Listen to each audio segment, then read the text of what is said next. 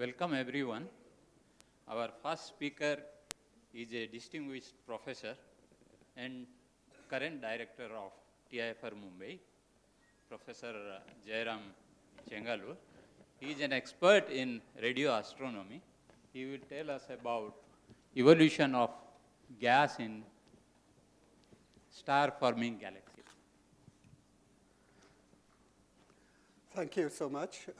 It's a real honor to be here on the occasion marking the 60th anniversary of IMSc. So I'd really like to thank the organizers and the director for inviting me here for this occasion. And I'm very glad, also happy to share with you some of the results of the works that we have been doing. So what I will talk about as advertised is about the evolution of the gas content of galaxies. And it's work that we've been doing for more than, I'd say, close to 2 decades with the particular telescope that you see over here, which is the Giant Meter Wave Radio Telescope, built and operated by NCRA-TIFR and located on the outskirts of Pune. I'll say a little bit more about the telescope as we go along. But before I start, I did want to acknowledge the contributions of many, many people, most particularly of Apurva Bera and Aditya Chowdhury, whose PhD theses are the things I'm going to be talking about, and in many ways have done a lot of the heavy lifting involved in this project, and also, of course, Nisim Kanekar, who has been, in many ways, the driving force behind a lot of this work. All right, so with that, let me start. And I'm going to start just by reminding you of some jargon, because, this radio astronomy jargon, which I will tend to slip into. So I'll just spend a couple of slides catching you up on the jargon, which, I presume you all have heard once before, but, may have not retained in your mind.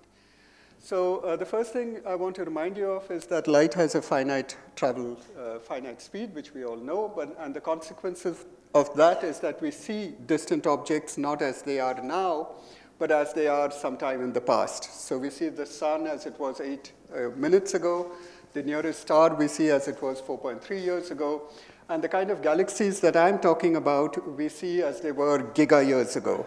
So what we are actually doing when we observe these very distant galaxies is actually probing the evolution of galaxies. So that's where the evolution bit comes in, because we are looking at galaxies which are very, very far away, and consequently, therefore, a population of galaxies which existed at a much earlier age of the universe. Also, because the universe expands, the light from distant objects is observed at longer wavelengths than what it was emitted at, and that is called the redshift. And this is how the redshift is defined as, usually given by the letter Z, which is, there's subscript seems to have vanished in this projector. So it's lambda observed divided by lambda emitted minus 1. So basically, the wavelength has expanded, and so you have redshifts which are always greater than 0. So both the distances and the look-back time that we will be dealing with are parameterized in terms of this redshift Z. So an object which is at a higher redshift Z is both further away from us, and also we see it as it was a long time ago. And exactly the exact relationship between the redshift and the distance and the look-back time depends on the cosmological model that you use. And throughout all of this work, we'll use something called the 737 cosmology. So if you're not a specialist in this, it doesn't really matter. It's just that those are the parameters we have used to convert the redshift into look-back time and into distance. All right, I'd also like to sort of set the scene by talking about galaxies, because I'm going to talk about the gas content of galaxies. And, if you asked people on the street what is a galaxy, they would probably tell you it's a collection of stars, which is not wrong. The galaxy is primarily a collection of stars, at least as far as the human eye can see.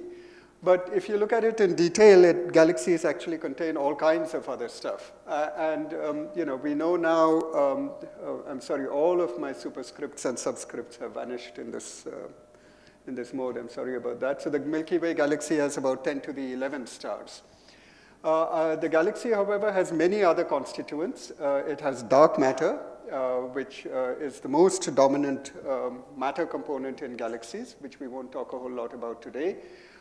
It has interstellar medium, which is the material between the stars, and that is dominated by atomic hydrogen, which is, astronomers call it H followed by 1. H followed by Roman 2 would be singly ionized hydrogen. So this basically is atomic hydrogen called H1. So every now and then I'll say H1 instead of saying atomic hydrogen. And molecular hydrogen, which should be H2. Right? So these are the dominant contributions in the interstellar medium. And in addition, you have ionized gas, you have dust, you have cosmic rays, you have magnetic fields, you have all kinds of stuff in the galaxy. And I'm showing you over here an image of two galaxies in two different wave bands, superimposed one on top of the other. What you see in the black is in the optical wave band, which is telling you where the stars are. So that basically is where the stars in these galaxies are. And what you're seeing in the red contours is where the atomic hydrogen is. And that's an image made with the GMRT. And so you can see there's actually a lot of atomic hydrogen. It is concentrated around the galaxies. I mean, it is concentrated around the stars, but it's also sort of more widely distributed than the stars in the galaxies are. And similarly, you could image the galaxy in the molecular hydrogen, but I don't have an image to show you.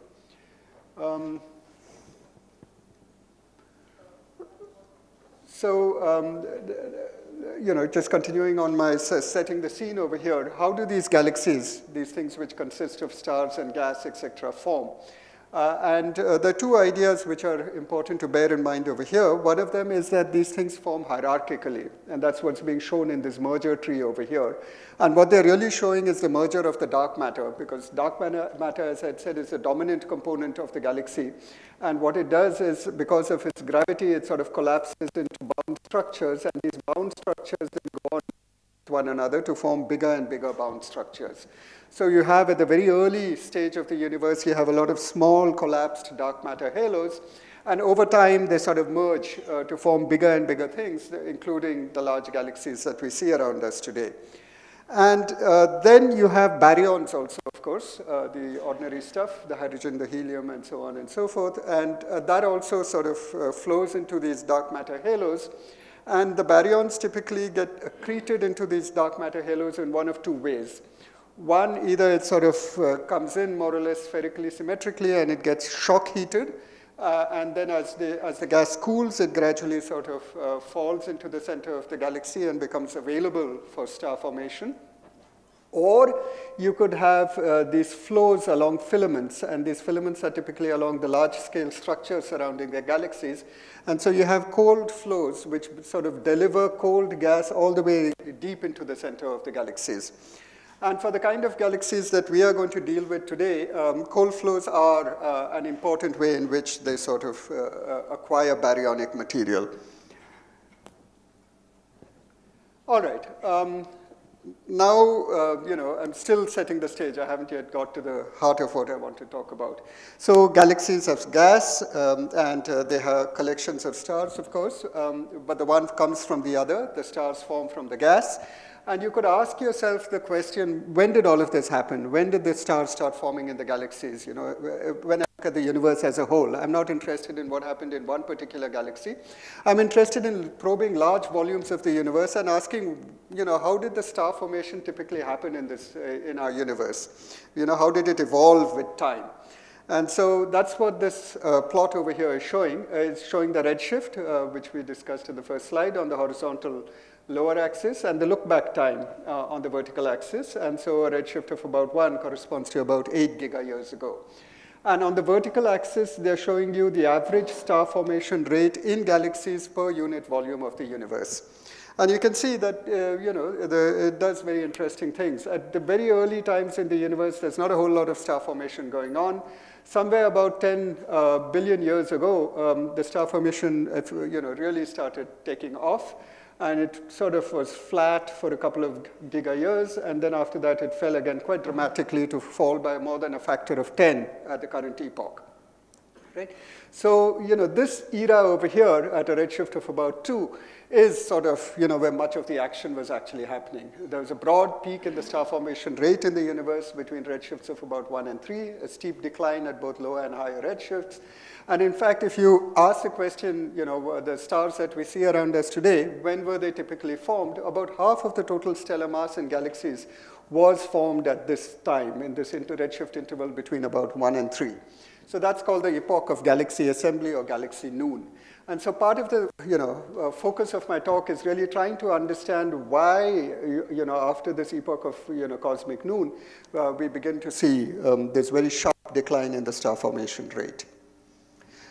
Okay, but before I get there, let me just give you the cartoon model of our understanding of how stars form. They form from gas, of course, but broadly speaking, what happens is that atomic hydrogen cools to form molecular hydrogen.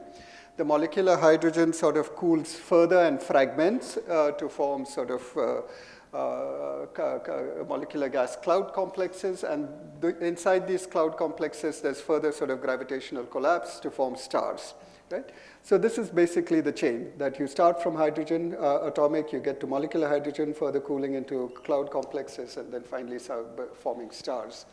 But the process is not actually just linear like this, because once you form stars, the stars put out energy into the interstellar medium, they explode as supernovae, they blow out stellar winds, so there's a lot of feedback in this process. And that feedback can be quite complex. It can be both positive feedback as well as negative feedback. So, the process of going from here to there is, difficult to sort of model exactly, but broadly this is what happens. You start with atomic hydrogen, you will end with stars. So a full understanding of star formation in galaxies would actually require us to understand not just what happened to the stars, because that's what we saw, that the star formation rate peaked at about redshifts of about 1 or 2, but you'd like to go back over here, go back along this chain and understand what's happening to the molecular hydrogen, H2 over here, and what's happening to the atomic hydrogen over here. And I'm particularly going to focus in my talk on the atomic hydrogen. But before that, let me tell you from other people's work, what do we know about the evolution of molecular hydrogen? Right? So molecular hydrogen is difficult to observe directly because the hydrogen molecule actually doesn't radiate very efficiently. So you have to use some other molecule to trace it. So typically you use CO, which is a trace constituent of the molecular gas, but that's the best you have. So you use CO and you use some factor to go from your CO intensity to the total amount of molecular gas. Or you could use the amount of dust. The dust emits in the infrared. You could observe that dust emission and from that try and work out how much molecular gas you have. So that's even more indirect, but these are the best handles that you have. So, if you go out and you do these surveys either in the CO or the dust, and the sampling is a little patchy because these are very, very difficult observations to do. But again, it's the same kind of quantities being plotted. You have redshift on the horizontal axis, which here is being shown not as the Z, but as the log of Z plus 1. And the density of molecular gas per unit volume of the universe on the vertical axis. And you can see it follows, to the extent that you can sort of figure it out from the data, it sort of follows a similar kind of curve that the star formation rate did, that there's a peak somewhere around a redshift of 1 or 2. And so what they plotted on top of it in this red line is basically a model which says that all that is happening is that the molecular gas at a steady rate is forming stars. And that steady rate, which is called the depletion time, which basically means that if nothing else happens, in the depletion time, all the molecular gas goes to form stars. So the gas gets depleted in that time. So they say if the depletion time is not varying with the age of the universe, you have a depletion time which is roughly constant of the order of 0.5 to 1 giga-year, that sort of explains the observations. So the molecular gas is basically more or less tracing the star formation rate, and it's just steadily getting converted into stars as the universe goes on. But now we'd like to step one back and say, okay, now fine, that's what's happening with the molecular gas, but what's happening to the atomic gas, which is finally the fundamental reservoir for all of this. Right? So to complete our understanding, we really need to know how the atomic gas component of galaxies evolves, and that is the heart of my talk. So what we need to do is to observe atomic hydrogen. That turns out to be relatively easy to do because hydrogen, the atomic hydrogen has a radiospectral line at a frequency of 1420 megahertz or a wavelength of 21 centimeters. And that is something, if you had a radio telescope, you could go out and observe. And since we do indeed have a radio telescope, the GMRT, which works at these frequencies, we could observe this line.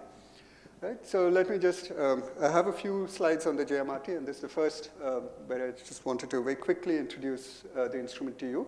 It's a very large instrument. It consists of 30 antennas, a few of which you can see over here. Each one of them is very big, 45 meters in diameter, spread over a region of 25 kilometers across. It's located about 80 kilometers from Pune, and it's built and operated by NCRA TFR.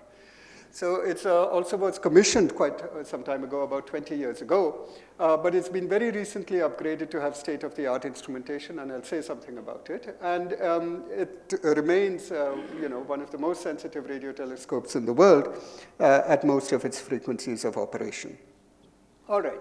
So you have this very sensitive radio telescope. You have this radiospectral line of atomic hydrogen. You could go out and try and detect these very distant galaxies. But it turns out to be not that simple, because the atomic hydrogen, the H1 emission from galaxies, is extremely weak.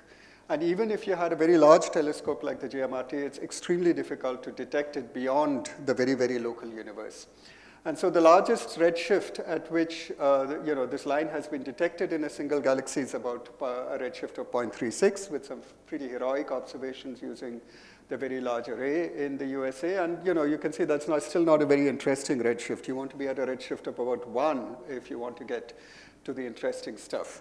And with typical state-of-the-art telescopes, you require thousands of hours to detect galaxies at a redshift even of about 0.2. So if you want to get to 1, it's not such an easy story. So what can you do? So what you could do is that you decide that I'm not going to try and detect each and every galaxy I just want to know on the average how much gas is there in galaxies in the universe. So you use the fact that the volume of space observed by a radio telescope. So a radio telescope doesn't observe one point in space at a time. It has a field of view, so it observes a large area of the sky at a time. And it observes a whole bunch of frequencies, not just one frequency at a time. So in depth also, it sort of observes a finite region. And so this volume that you observe at any one pointing actually contains a very, very large number of galaxies. And so even though you may not be able to detect any individual galaxies, you could statistically detect the signal from all of them. And there are multiple ways you could think of trying to do this. The way we do it is relatively straightforward. We use the galaxies for which we know the position and their redshift. We align all of their spectra, and we just add them up. And so this is something that, for more than a couple of decades, we've been trying to do with the GMRT. So as I said, stacking requires one to know the three-dimensional position of all of the galaxies to be stacked. You need 2 sky coordinates and 1 redshift, and the redshift also has to be pretty accurate because the line itself is about 300 kilometers per second wide, and if you don't know its position to much finer than that, if you try and stack it up, it'll just blur out. All right, so as I said, it's something that we've been trying for a couple of decades with the GMRT with limited success. Most of our observations actually just led to upper limits or tentative detections, and there were a whole bunch of work which went into that.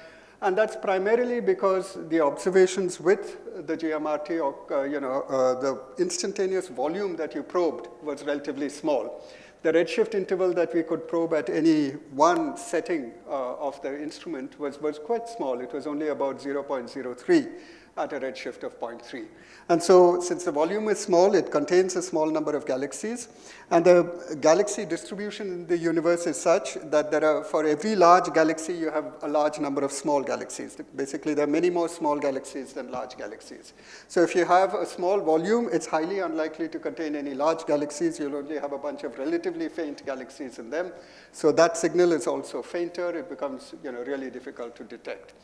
And so I'll just show you, even though they were tentative detections,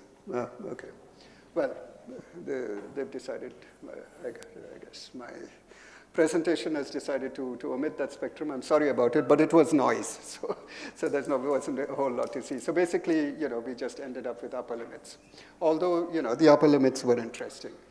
But the ability to image a large instantaneous volume would actually make a big difference. And that's what the upgraded GMRT did for us. It gave us an almost completely new telescope. I won't walk through all of the things it did. The main thing that's important for us over here is that it gave us a new broadband system, 400 megahertz, right from the feed all the way down to the receiving electronics. Everything got changed so that instead of 32 megahertz, you went almost an order of magnitude larger. And so you probed a volume, again, which was more than an order of magnitude larger than you could do before. Right? And again, I won't spend a whole lot of time on this. This is just sort of saying the difference that the upgraded to the GMRT made.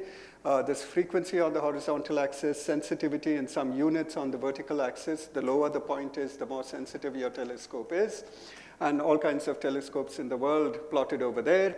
The GMRT, after its upgrade, is these pink points over here, and you can see that they are in their frequency range the most sensitive points on this plot, excepting for these stars. And these stars are what is projected to come when the next generation square kilometer array comes along. Right? So until the next generation telescope comes along, which is likely to be towards the end of this decade, the GMRT is the most sensitive telescope you could use to do these observations at these frequencies. Right? So making use of that fact, we then went back and continued doing our surveys, but now we have 10 times more volume. And we did, and I'm going to talk about two particular surveys over here. One of them which used what we call the band 5 receivers, which works on a lower redshift range, 0 to 0.4. And the other was what we call band 4, which works plumb in that range that we are interested in, redshifts of about 1. And these formed the PhD theses of Apurva Bera and Aditya Chowdhury. And so the observations yield two things. We are interested in the atomic hydrogen spectral line, and you get that out of the observations. But it also, for free, pretty much. I mean, not really for free. I mean, somebody has to sit over there and analyze the data, and it's actually, quite backbreaking work. So, thanks to the backbreaking work of Apurva and Aditya, we not only have the spectral line, we also have the radio continuum emission from these galaxies. Basically, there are cosmic rays in the interstellar medium of the galaxies. These cosmic rays spiral in the magnetic field of the galaxies. They produce synchrotron. And for a complicated for complicated reasons, the intensity of that emission is actually directly proportional to the star formation rate in the galaxy. So more star formation, the more cosmic rays, and so on and so forth. So there's a straightforward relationship between the two. So that means that we can not only measure how much atomic gas is there in the galaxies, we can also directly measure the rate at which they are forming stars.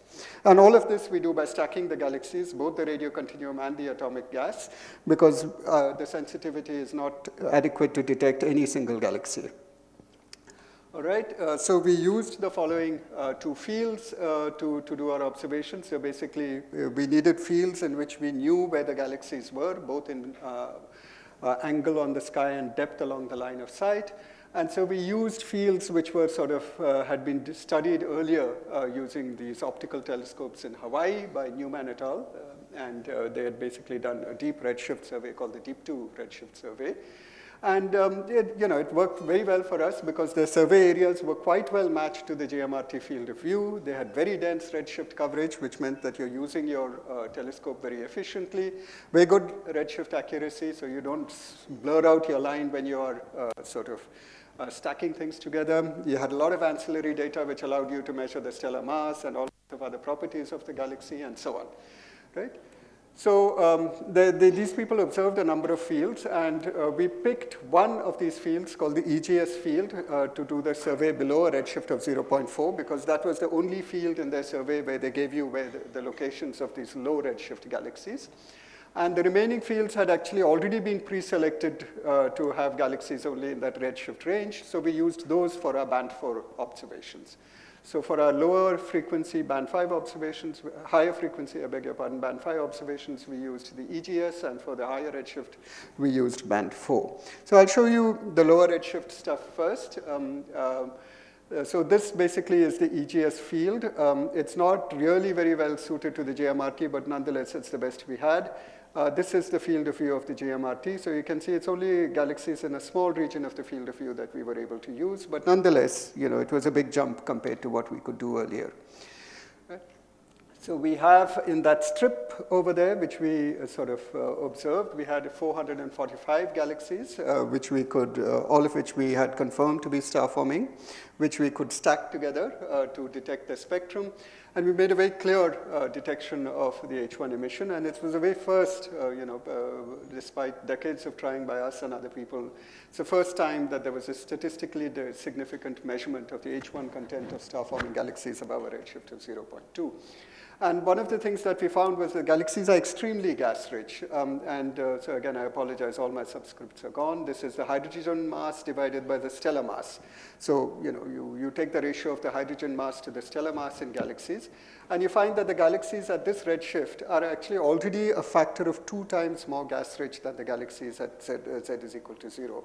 Even though you've gone only a modest sort of, look-back time in the past, there's already much more gas than stars in those galaxies than you have in galaxies today. You could also measure the star formation rate from the radio continuum image, as I said. This is the radio continuum image, which is the most sensitive. It's a sensitivity of 2.5 microjanskis, the most sensitive GMRT image ever made, and it's also one of the most sensitive images of this field available anywhere. And actually, although you see many, many sources over there, none of them are galaxies of interest. The galaxies of interest can be detected only when you stack them, and when you stack them, you make a very, very clear detection of the synchrotron emission, which allows you to measure the star formation rate. Once you know how much gas there is, you know the rate at which the gas is forming stars, you can measure the time it takes for the gas to form stars, the depletion time. And we find a depletion time of the order of about 9 gigayears, which is similar to the galaxies in our local universe. So basically, it says that between now and 0.34, although the galaxies are a bit more gas-rich by about a factor of 2, the rate at which they're converting gas into stars doesn't seem to have changed very much. So they have a bit more gas, but nothing very much fundamental has changed over there. And data actually allows us to do all kinds of stuff, which I won't get into over here. It allows us to measure something called the H1 mass functions, and we have papers coming out on the scaling relations, the gas accretion rate, and so on and so forth. But I want to, given the time, just move on to our higher redshift field, which were centered at about a redshift of 1. And there were, in fact, 7 fields that we observed. Each one of these circles is a pointing of the GMRT, and you can see now the optical redshift survey is much better matched to our field of view. A good part of the GMRT field of view is sort of filled up with these galaxies whose positions and redshifts we know. And we sort of started with a pilot survey of 90 hours with 5 pointings, and then we did a follow-up of 510 hours with 7 pointings. And I'll show you results from both. Right, so here's what we got from just 90 hours on that. There were about 7,500 galaxies that we could sort of plot together. And it gave us straight away a detection of the H1 emission of these galaxies. And that was very, very exciting for us because we had gone out so much further than anybody had ever managed to before. And so one of the first things we sort of measured was how gas-rich are these galaxies. We find they're extremely gas-rich. And in fact, although I won't get into the details of this, the H1 actually dominates the baryonic mass of the galaxies.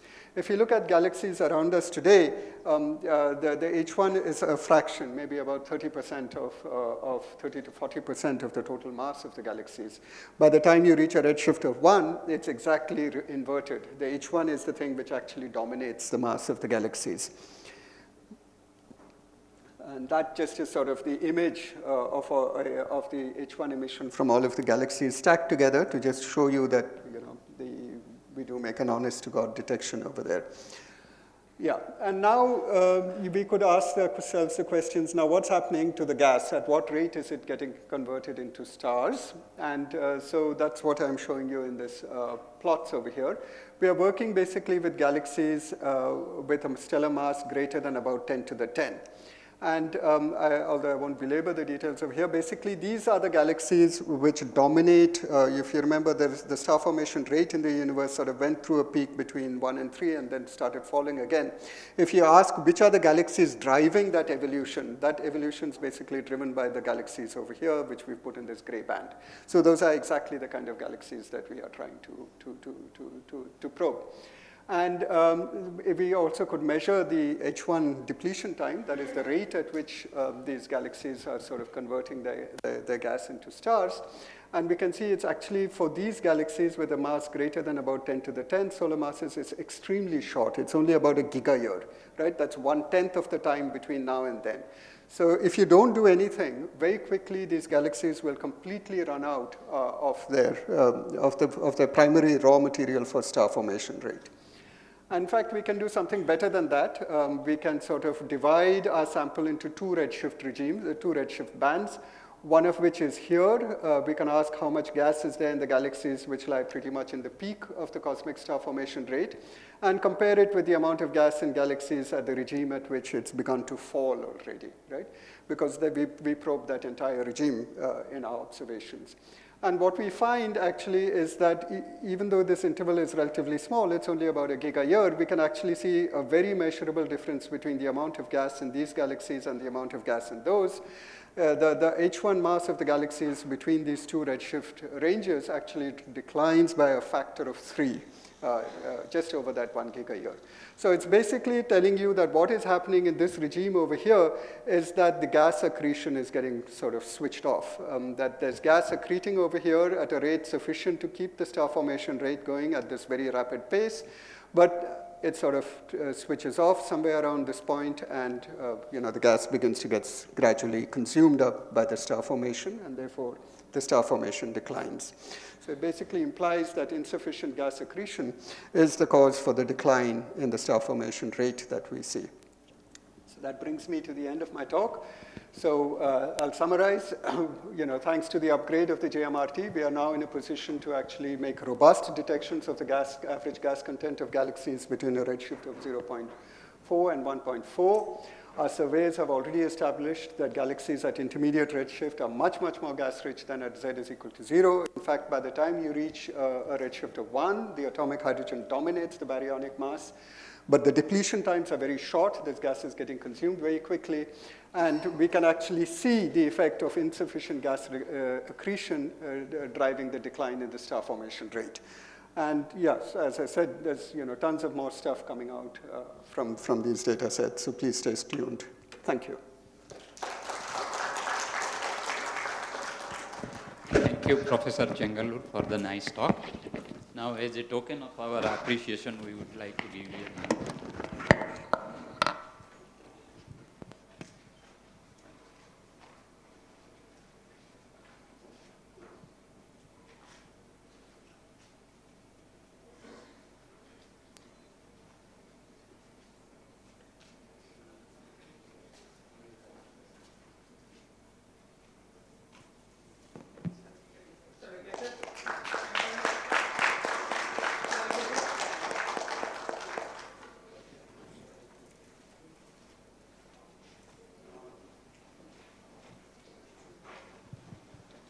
There is a slight change in the program. The organizers will let you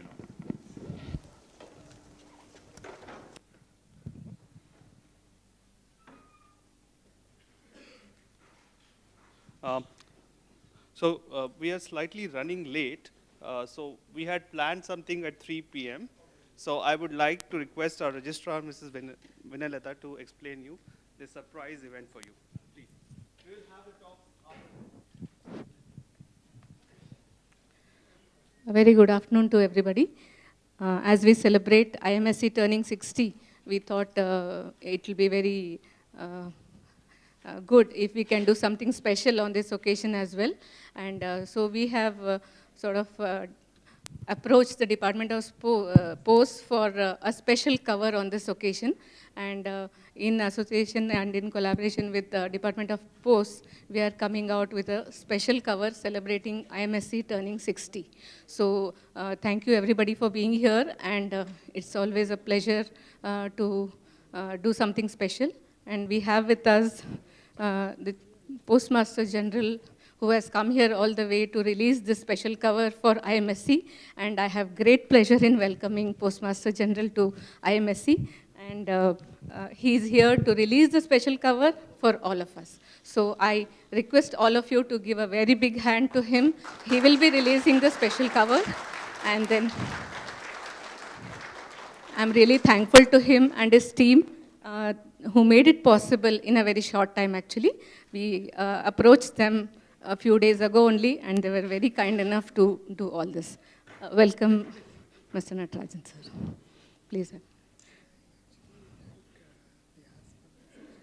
You can mention, sir.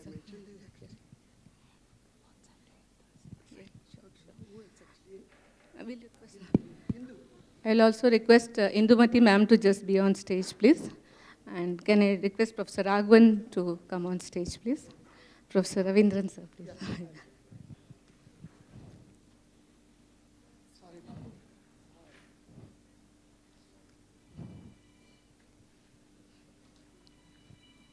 Please, sir.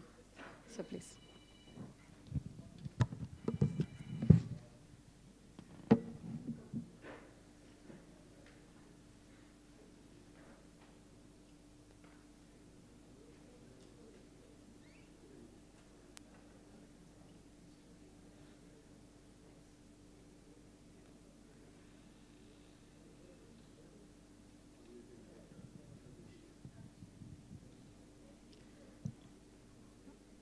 I'm happy to introduce Mr. G. Natarajan, who is the Postmaster General of the Chennai Central Region, and he has come here to IMSc, as I mentioned, to release a special cover for us.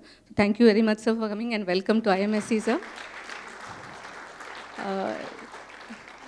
He is from the 2001 batch, and after joining on 4th of December 2001, he has now adorned the seat of the Postmaster General, and he has a diploma in personal management and public policy, and we really are very glad to have you, sir. Thank you so much, sir. We'll start the procedure of release of the special cover.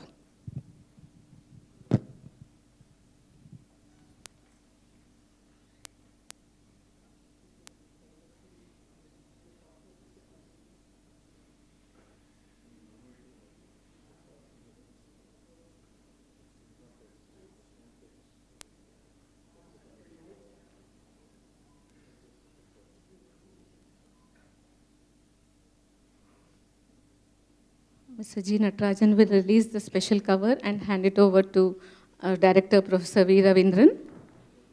A very big hand on this special occasion for all of us. Thank you, sir. Thank you.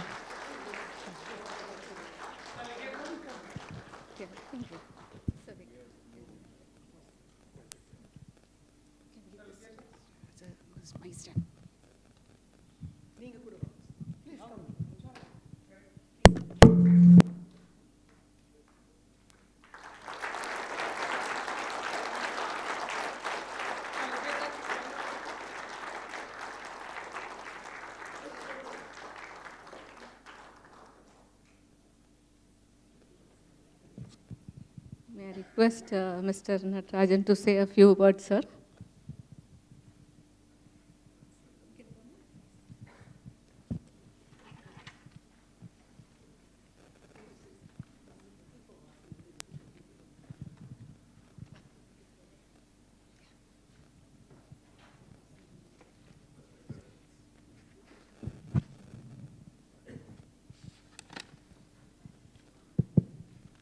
Respected Director of the Institute of Mathematical Sciences, Sri Ravindranji, the dignitaries on the dais, professors, scientists, students, research scholars, ladies and gentlemen,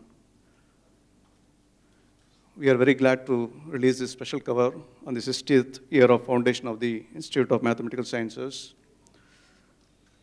I, on behalf of Department of Post, congratulate all the scientists, research scholars, students, and staff of this institute for their contribution in successfully completing 60 years. commemorative stamps are issued for important events and historical events.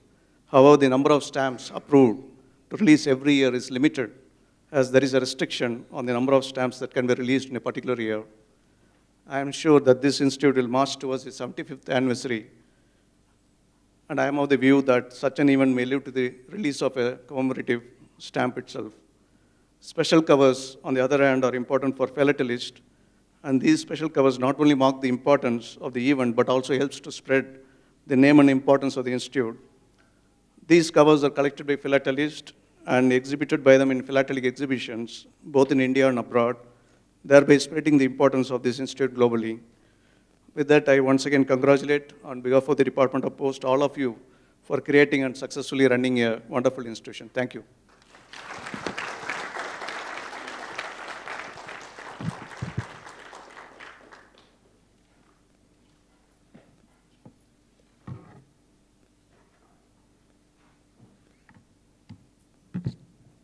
May I request Director to say a few words, please? Yeah. So it's a great pleasure to welcome Sri Natarajan, Postmaster General, with us actually to release, this special stamp and special cover.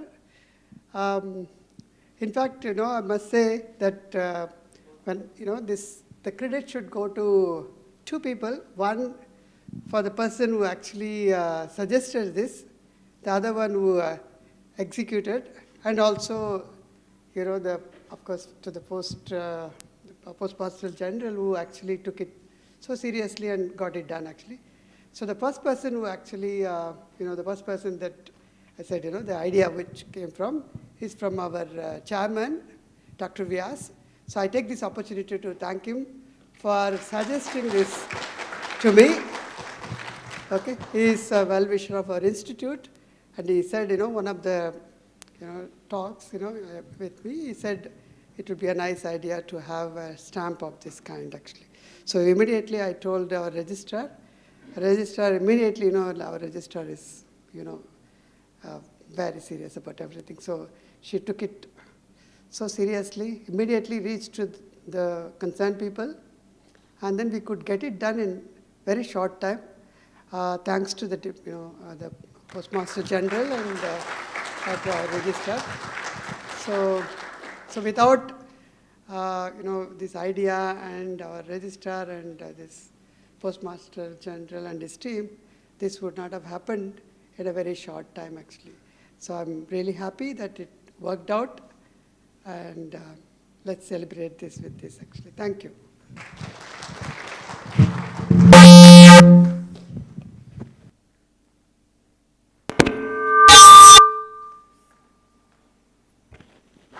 Once again, I take this opportunity to thank PMG sir and all his team members for making this happen.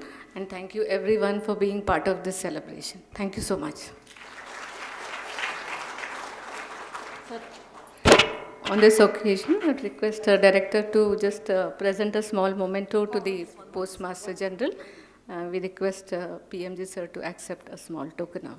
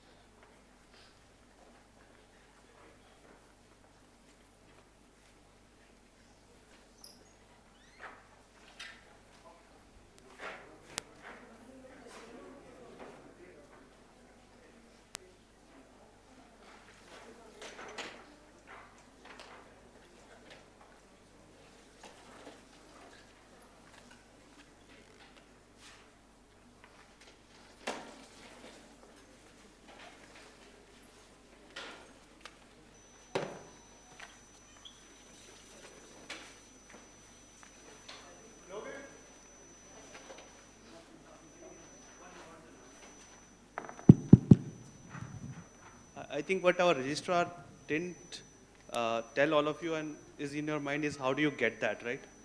I think there are 600 copies. Whoever wants it can get one, actually. That's what I understand. Okay, so.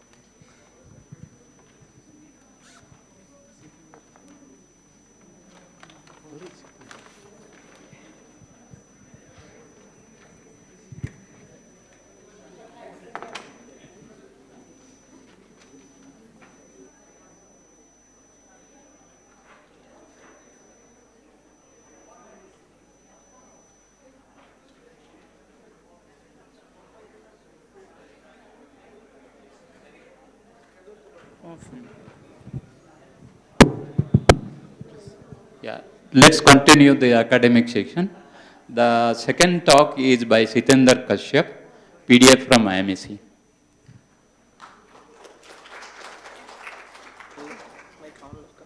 Hello.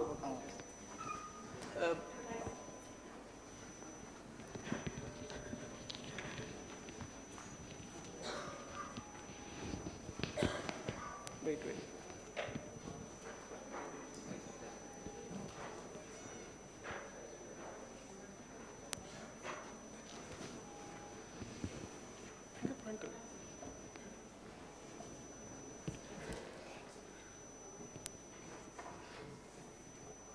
Start when I will change.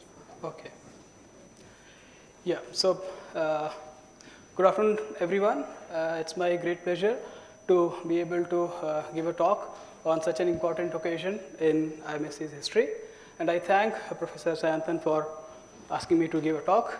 And this talk is basically inspired from discussions with Professor Amritanshu and Sayanthan, and is based on a work that I completed with one of my collaborators, Mrityunjay Varma. So the topic is essentially what you read in the title: how physicists can arrive at new mathematical identities using, the answer is, I'll provide the answer by giving an example from string theory. There are various ways. This will be one particular way. So in case I miss reaching the last slide, this is the answer. So there are three blobs here. The top one is for a particular, suppose you have a theory and there are certain physical quantities there. Okay, so on the top blob you can see that there are certain physical quantities in a physical theory. Now assume that that theory has not just one formulation but various formulations. Let's say formulation A and formulation B. Now consider a particular quantity, physical quantity, which you calculate using formulation A, which we call in the lower blob, square blob, as A of some collection of functions theta I. Similarly, you calculate the same physical quantity using the formulation B, and the result that we will get, let's call it B of theta of j. Incidentally, this theta is also is a symbol for the Jacobi functions, and this is what we will see in the last slide. So, okay. Now, the crucial assumption is that the formulations are equivalent, and hence, what we must find is that A of theta I is equal to B of theta I. Now, the thing is, on the left-hand side, the theory, the formulation may rearrange the theta i's in a very specific way. Let's say products and linear combination of these functions. On the right-hand side, we do not know how it will do. So, at the end, if we demand this, we may get some non-trivial identities. Like for instance, on the left-hand side, we will have something, and other side something. So it will, now, okay, so this is how it will go about. And my job in the rest of the talk is to tell you about all those three blobs and the formulations. And that we will do in string theory. Okay, so here is the plan, introduction to string theory, very basic. And then the two formulations that I will be using, those will form the A and B that I talked about. Then the physical quantity of that we will use is the mass renormalization, and that too at a particular level, one loop. We'll see what it is. So, and then we will compare these two answers, and then comparison will lead to certain identity. And we'll mention what happens later. Okay, so string theory. Now, string theory, what is string theory? String theory is an attempts to describe all fundamental particles and interactions among them in a single framework. Now, it's a really paradigm shift, because instead of considering fundamental particles as point-like, we consider them as string-like, okay? So this is a major fundamental shift. It's a hypothesis for the time being. In any case, let's recall what we read in high school physics.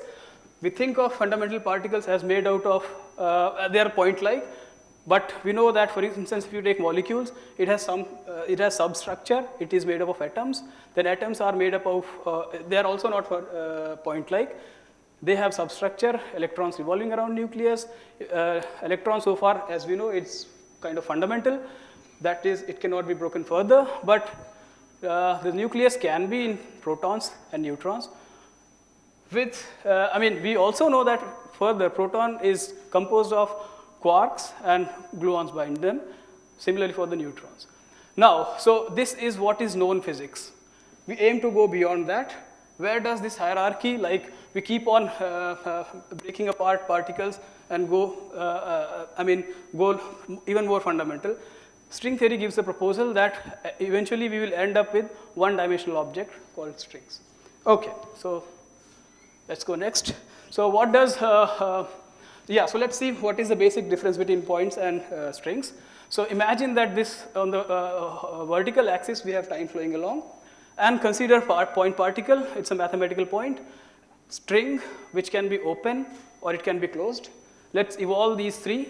So what we'll see is that particles, they will trace lines, and strings, they will trace sheets. So these are called wall lines, these are called wall sheets. So in the above, there is no interaction, and we have just point particles and strings. However, non-trivial physics is all about interactions. So let's see in pictures how it happens. Yeah, so there are various physical quantities of relevance in physics. One such quantity is scattering. And what is scattering? Scattering is a process in which objects come together from far afar, they interact, and then they go away, far away. So here is a diagram in the point particle case and strings. Imagine at this time, there are two particles, they become one, there is some virtual particle created, single particle, it remains single, and then it again pair produces and gives another two set of particles. Similarly for strings. But this is not the end of the story. What happens is that particles can split or join many times over, and if they have, and these are called something called quantum loop corrections. So this is what, so now let's take this diagram. Here we have two strings to begin with at this time. Let's go move in time. Here we have still two strings. Here we see that they have joined to form one string. Then they split and form two strings. Again they join and form one string and two string, one string, and then finally they separate. So this is the process of scattering as described in string theory.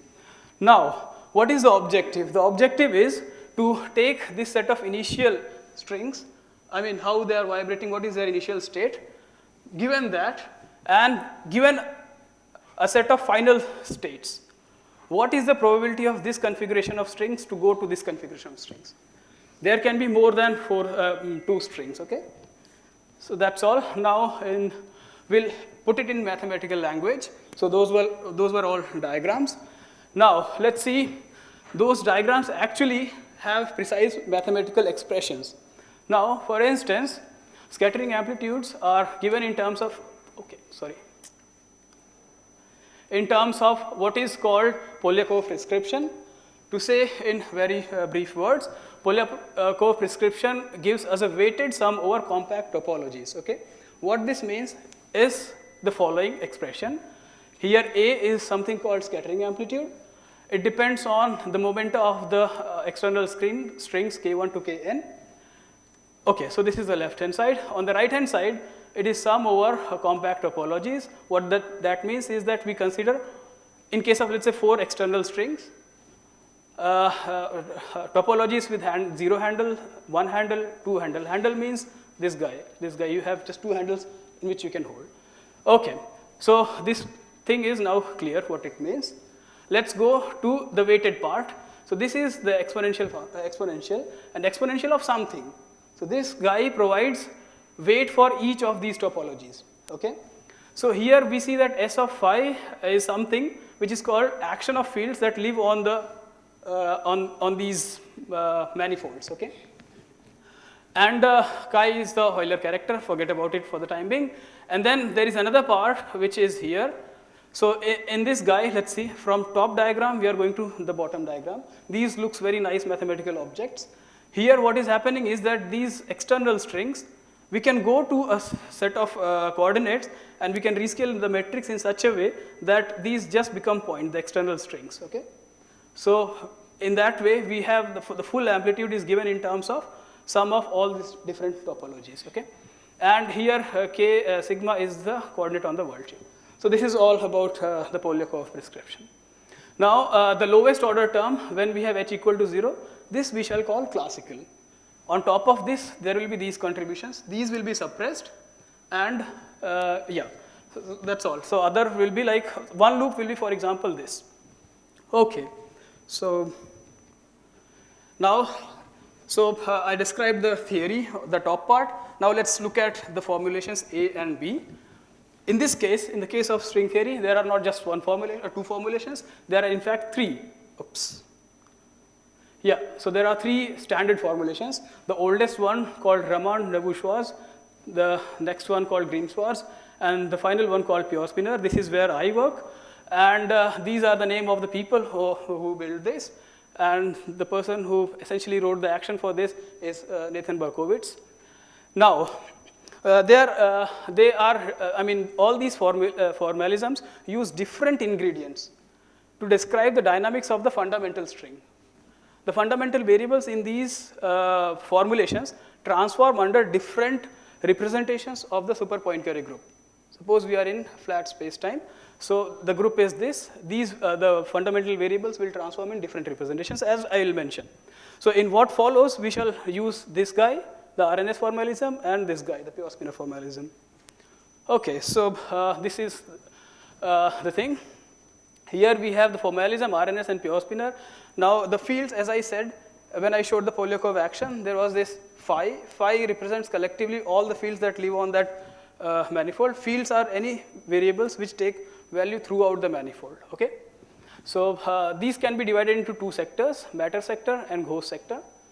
So from here, basically, for example, this XM, which appears in both pure spinor and RNS, is a space-time vector. That is, it transforms in the fundamental representation. And then we have, which is a worldsheet scalar, and it's a Grassmann even field. Grassmann even means if you exchange them, there is no sign change. Grassmann odd means if you exchange them, there is a sign change. Okay, then we have this other variable called psi m.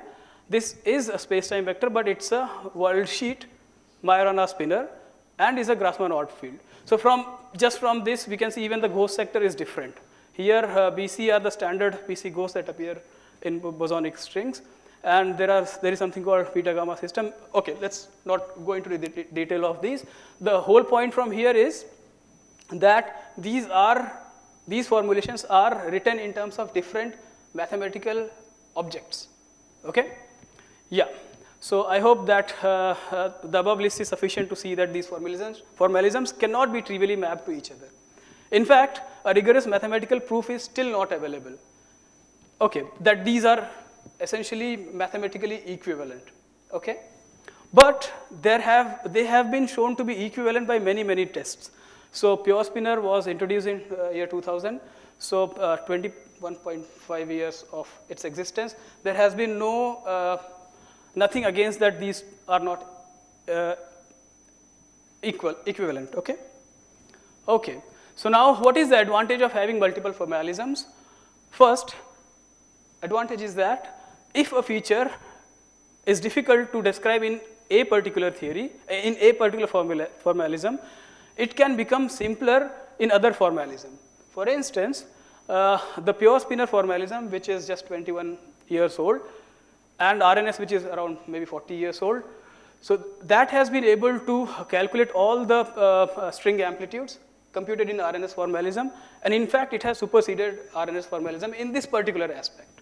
There are certain aspects where RNS is still the preferred choice. Now, second thing is the robustness of underlying physics.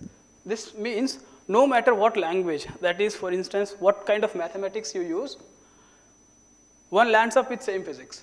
So this kind of gives you confidence, oh, this structure definitely may have something deeper inside it. Now, final point is this, that it can give us the possibility of new mathematical relations, which is goal of this talk, but not of physics in general. So with this, let's move. Now, let's come back to the physical quantity that we wanted to compare, and that physical quantity is called mass. We know all mass. We all know mass. So let's see. So quantum effects do and will change classical values unless some symmetry protects them. Loop contain this information by how much it is changing.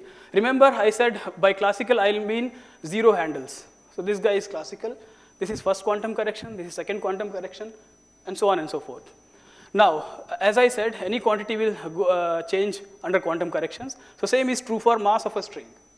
Okay, string has mass, and it is a physical quantity which will undergo quantum corrections.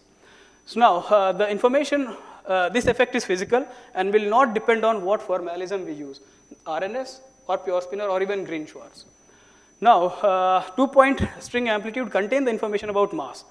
In mathematical language, this means it is the residue of the pole of the momentum squared in the momentum space. So let's, this 2-point function, this is essentially sphere, 2 strings here, 2 strings here, 0 loop, 1 loop, 2 loop. So we need to calculate this. I gave you the starting expression which can be used for these. This guy will have certain expression, and we can put it there and do the computation. Now, we can calculate the 1 loop contribution, that is this, to get the quantum correction to the mass. And in our particular case, we took a massive string state and then computed this guy. Okay? So, yeah. So now, using the RNS formalism, one finds, in fact, Ashok Sen did the work in 2013, and this is the answer that he finds. Okay? Now, the feature, I'll just mention a few features about this. This guy is the modular parameter. This guy is the position of the string on the world sheet. And so, conveniently, I have divided these expression into 3 pieces, 3 curly brackets. Curly bracket 1, curly bracket 2, which ends up all the way here, and curly bracket 3. Okay? Now, using the pure spinor formalism, this is my collaborator, Mrityunjay Verma, will put it out maybe in a couple of days. So this is the answer that we find. Now, once again, in order to compare with this, we have divided this into 3 curly brackets. The first curly bracket is exactly same, second is exactly same. Of course, here you see theta 1, 1, here you see theta 1, but this is because people use different notation for Jacobi theta function. We choose to just use one index, they use, Ashok used 1, 1, etc. So, yeah, now where is the difference lying? The difference is here, the blue thing here.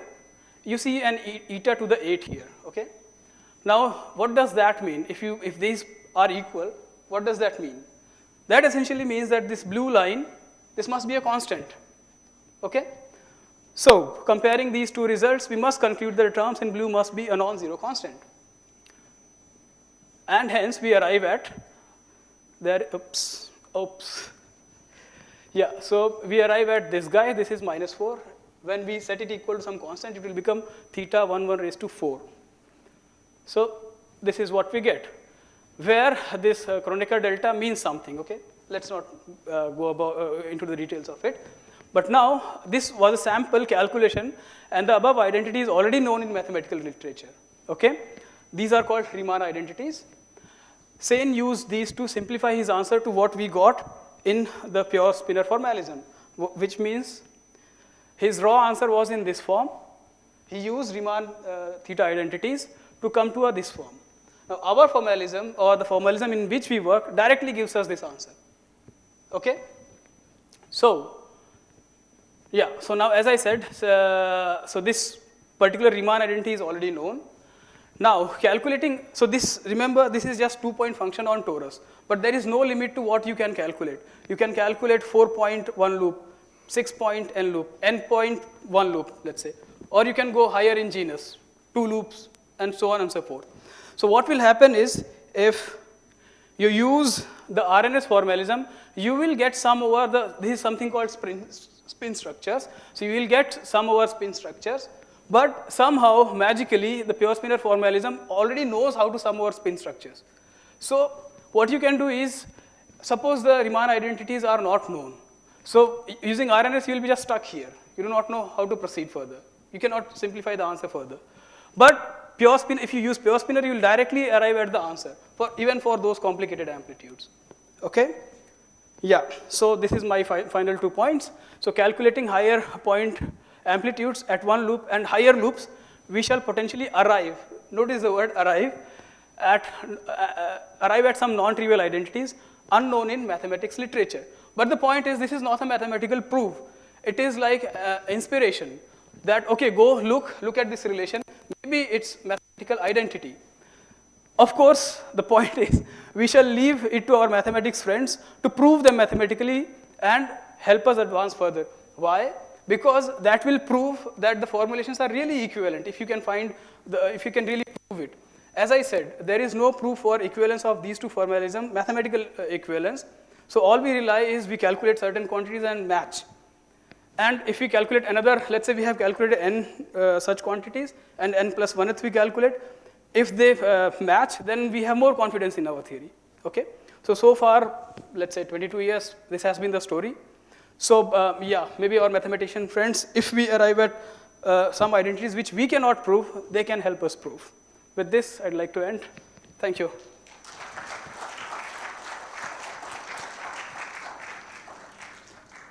Thank you, Sitendra. The last speaker is Tanmay Mandal, faculty from ISER Trivandrum. He will talk about vector-like quarks. I must mention, he is former PhD student of IMSc.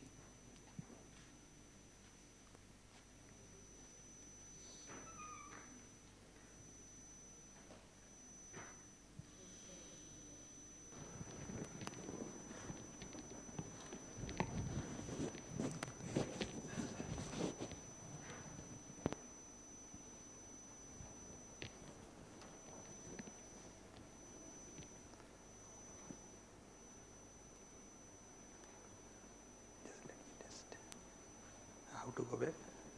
Forward. Okay. Okay. Good afternoon, everybody, and thank you, Sanatan, for introducing me. And also, I would like to thank the organizer for inviting me for this occasion of 60-year celebration.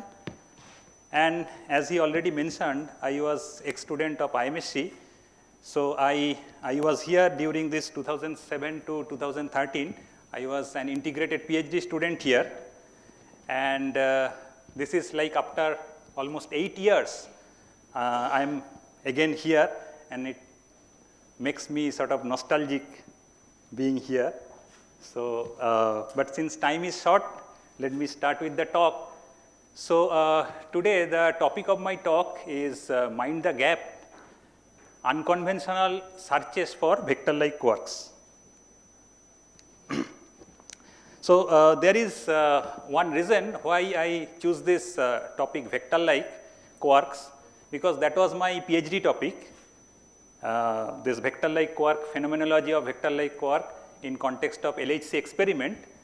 And after finishing PhD, I did not work on this. Only recently, last year, I again started working on this vector-like quark. In that sense, it is also current area of my research and interest. Okay, so these are the papers we had this last year on this vector-like quark, and my talk will be based on these 3 papers that we had recently. So this is brief outline of today's talk. First, I will tell you brief idea of vector-like quark searches and current limits and possible gap areas in the vector-like quark searches. And then I will tell you about the roadmap of interesting signatures and benchmarking at the LHC, and also future prospect of searching these vector-like quarks. Okay, first of all, what is vector-like quark? So they are, of course, hypothetical particles and spin-half particles, and they are colored particle and kind of heavy companions of the standard model quarks, you can say. And why they are called vector-like? Because in standard model, all the quarks or all the fermions are chiral, because they are left-handed component and the right-handed component, they transform differently under the gauge group. On the other hand, these vector-like quarks, they are special, so they are left-handed and right-handed, both components transform similarly under the gauge group. So they can have different representation. For example, they can transform as singlet or doublet or triplet under the SU2 gauge group of the standard model, which is the weak part of the standard model. And another thing, why first of all we would like to search them? They are kind of omnipresent, they appear everywhere in almost all theories around this TeV scale, and therefore searching them, if you really find them in collider experiment, so that will be direct clear-cut hint of new physics beyond the standard model. So that is why this program of searching vector-like quark in collider experiment is very actively going on at the LHC. But unfortunately, nothing has been found yet. And what does it mean? So that means that either these masses of these particles are very heavy beyond the reach of the collider, or so far we have considered certain search channel to search for these particles. Maybe the vector-like quark is not dominantly decaying to those search channel. Maybe it is decaying to something else. So therefore, since we have not considered those in collider experiment, we might have missed it. They are still like within that collider reach, but we might have missed it because we have not considered those channels. So that is the motivation of this talk. So we consider some non-standard decay modes of vector-like quark. Okay, so what are the non-standard decay modes? So for example, in the existing search, this Atlas and CMS collaboration, they have considered only single particle extension of the standard model. So standard model of particle physics is there.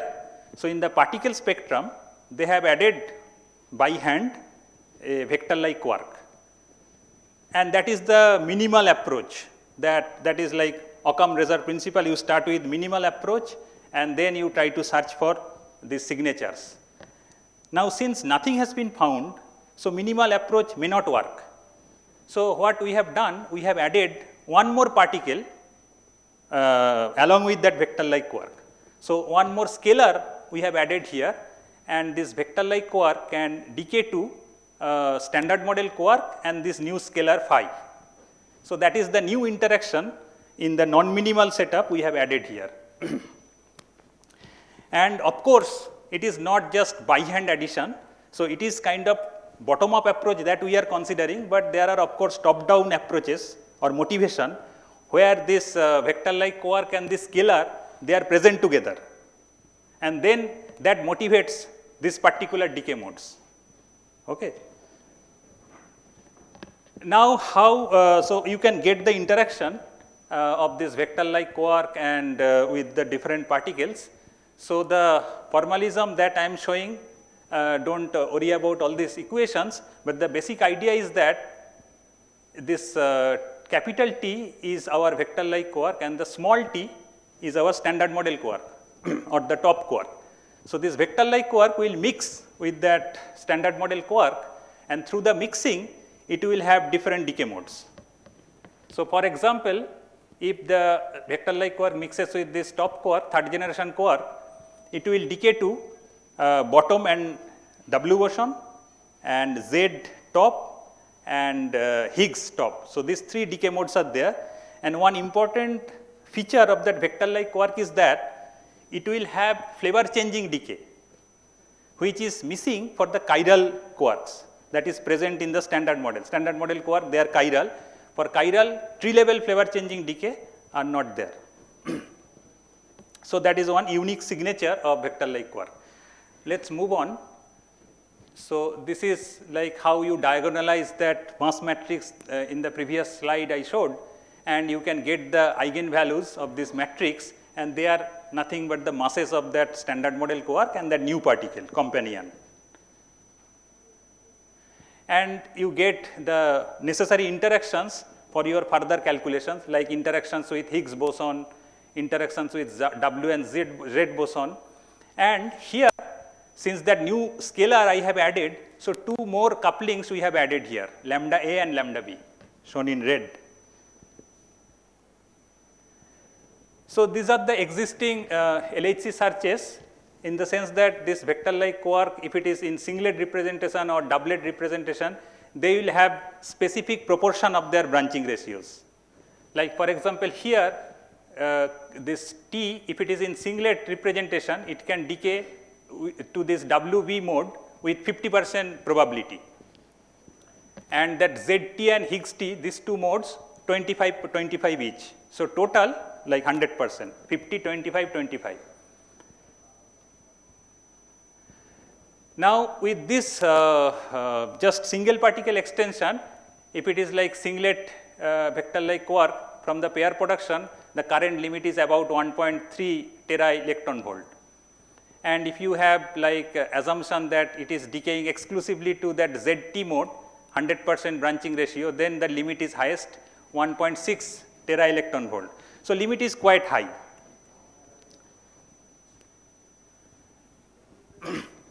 Now here, since we have two particles, so first thing we should consider their branching ratios or the decay modes that it can decay to.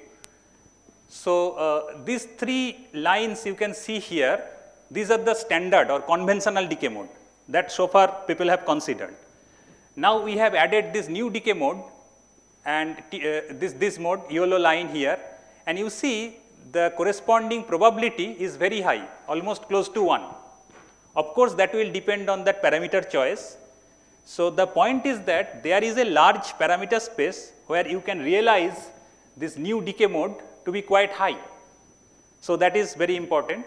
Now the second thing is that once it is decaying to top and this new scalar phi, phi is also unstable particle and it will eventually decay. And what it will decay to? So there are possibilities here shown in these 4 lines. Now phi will have loop induced decay, which is generally suppressed, and phi can also decay to TT bar. So maybe it is. So here in that pink line you can say that TT bar is tree level decay. Now that common consensus is that usually loop induced decay is much suppressed compared to tree level decay. But here in this parameter space, what we have found that indeed that loop induced decay, which is that gluon-gluon mode, is much higher compared to that tree level decay to TT bar, above the TT bar threshold. And you might think that this parameter space is very much fine-tuned, which is not. What we have seen that indeed there is a large parameter space where that loop level decay is dominates over the tree level decay. So then the main point is here that once that T prime or that capital T vector-like quark is produced, it will decay to that new mode, and this scalar will eventually decay to 2 gluons. So we considered these things, this channel, and then we used some sophisticated techniques to find the sensitivity of this particular channel. Now here, this is the rescaled mass limit. Because we are introducing new channel in the setup, all the existing limits that is no longer applicable, or you have to modify that limit. So for example, if the corresponding branching for this new mode is say 50%, then the mass limit is 1.3 TeV. And if this channel is not at all present, then the mass limit is 1.4. So essentially the mass limit will reduce if I introduce new mode into my setup. And that is another limit you can get from direct production of that new scalar phi through gluon-gluon fusion. So these are the limits that you should consider when you are trying to get the parameter space. So what we did we considered those limits and made a parameter scan on the free parameter of our theory. And what we found here is that indeed, as I said before, there is large region of parameter space shown in this colored region, red or blue here, that is open for this new particular channel that I mentioned. Okay. In one paper, that roadmap paper, we listed various possibilities of different channel or the final state that one can consider. Now you see, this is a very big list. Only handful of them are considered in these references, but there is lot of channels that is left open. So that is indeed a like good direction. One should consider these channels and find out the sensitivity in that collider experiment. Now, of course, not all channels are equally good. Some are very good, and you have to pick up the best one for your first analysis. So in the next paper, what we did, we picked up the best channel in terms of the sensitivity of the collider reach, and we found that this channel, this particular channel, is very good, and you can probe a lot of like wide region of the parameter space using this channel, where the conventional or the standard channel will not work. So standard channel cannot probe that parameter space. You have to use this particular channel to probe that region of the parameter space. So I am not going into the details of that analysis, where we have used machine learning technique, which is like very advanced technique people are nowadays using everywhere. So we also use that machine learning technique to satisfactorily isolate that background, huge background, and then we isolated the signal, and we obtained very good sensitivity, which you can see here. So since we have two mass parameters here, one is that vector-like quark mass and that scalar mass, so it is essentially two-dimensional plot. And in particle physics, we use this thumb rule. If you exceed that 5 sigma confidence, then you say it is discovery. So you see 5 sigma is somewhere here. So you get essentially some contour here that will give you that 5 sigma discovery contour. And you can see these contours here in this two-dimensional plot. Okay. Now, so far I discussed the top partner, the companion of that top quark, heavy companion of the top quark. Now, similarly, bottom quark can have also its heavy companion, which is known as this vector-like B, denoted by that capital B here. Now, if I want to use that same technique that I have used for that vector-like top search, that will not work. Same technique means same final state or similar final state. Why? Because you see this vector-like bottom will decay to bottom quark and then new scalar, and that new scalar will decay to gluon. So essentially you have B like bottom quark gluon and anti-bottom and gluon, this kind of final state. So all are hadronic.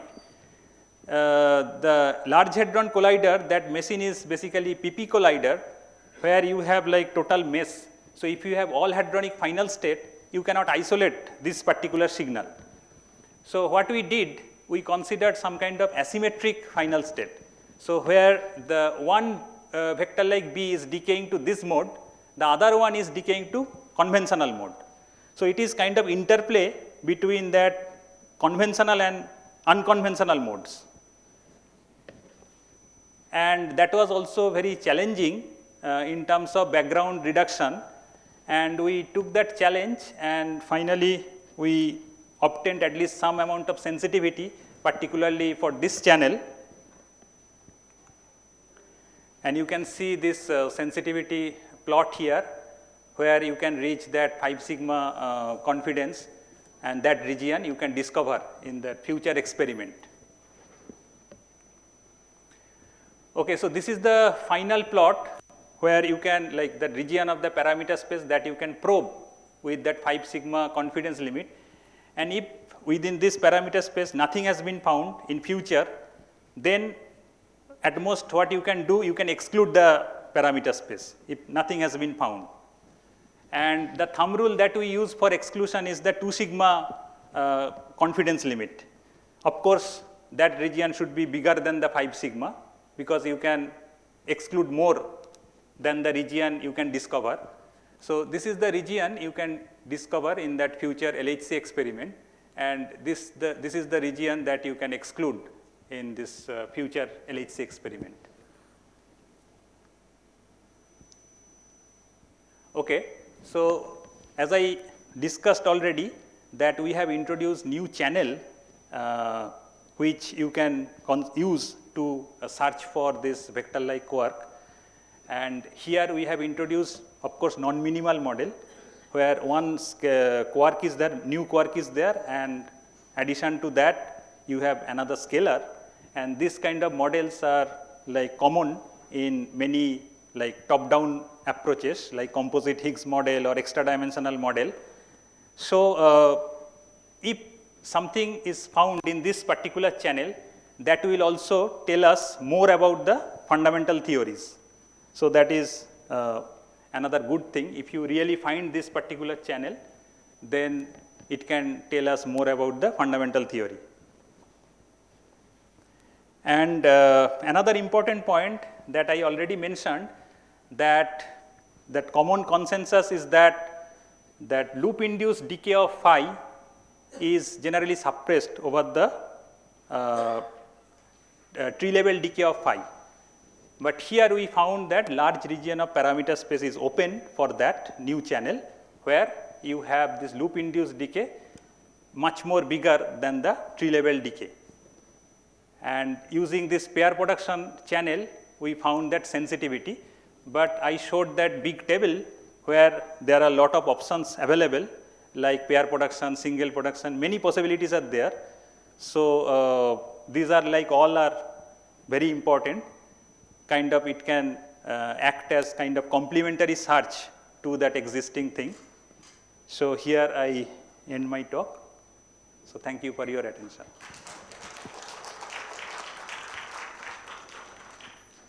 Thank you, Tanmay.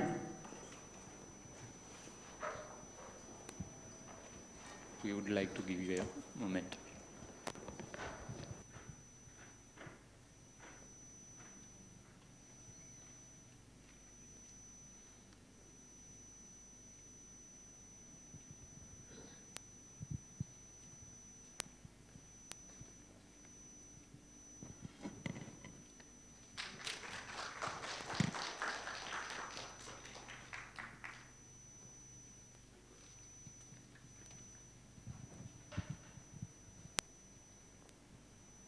We will now have a coffee break, and next session will start after 15 minutes.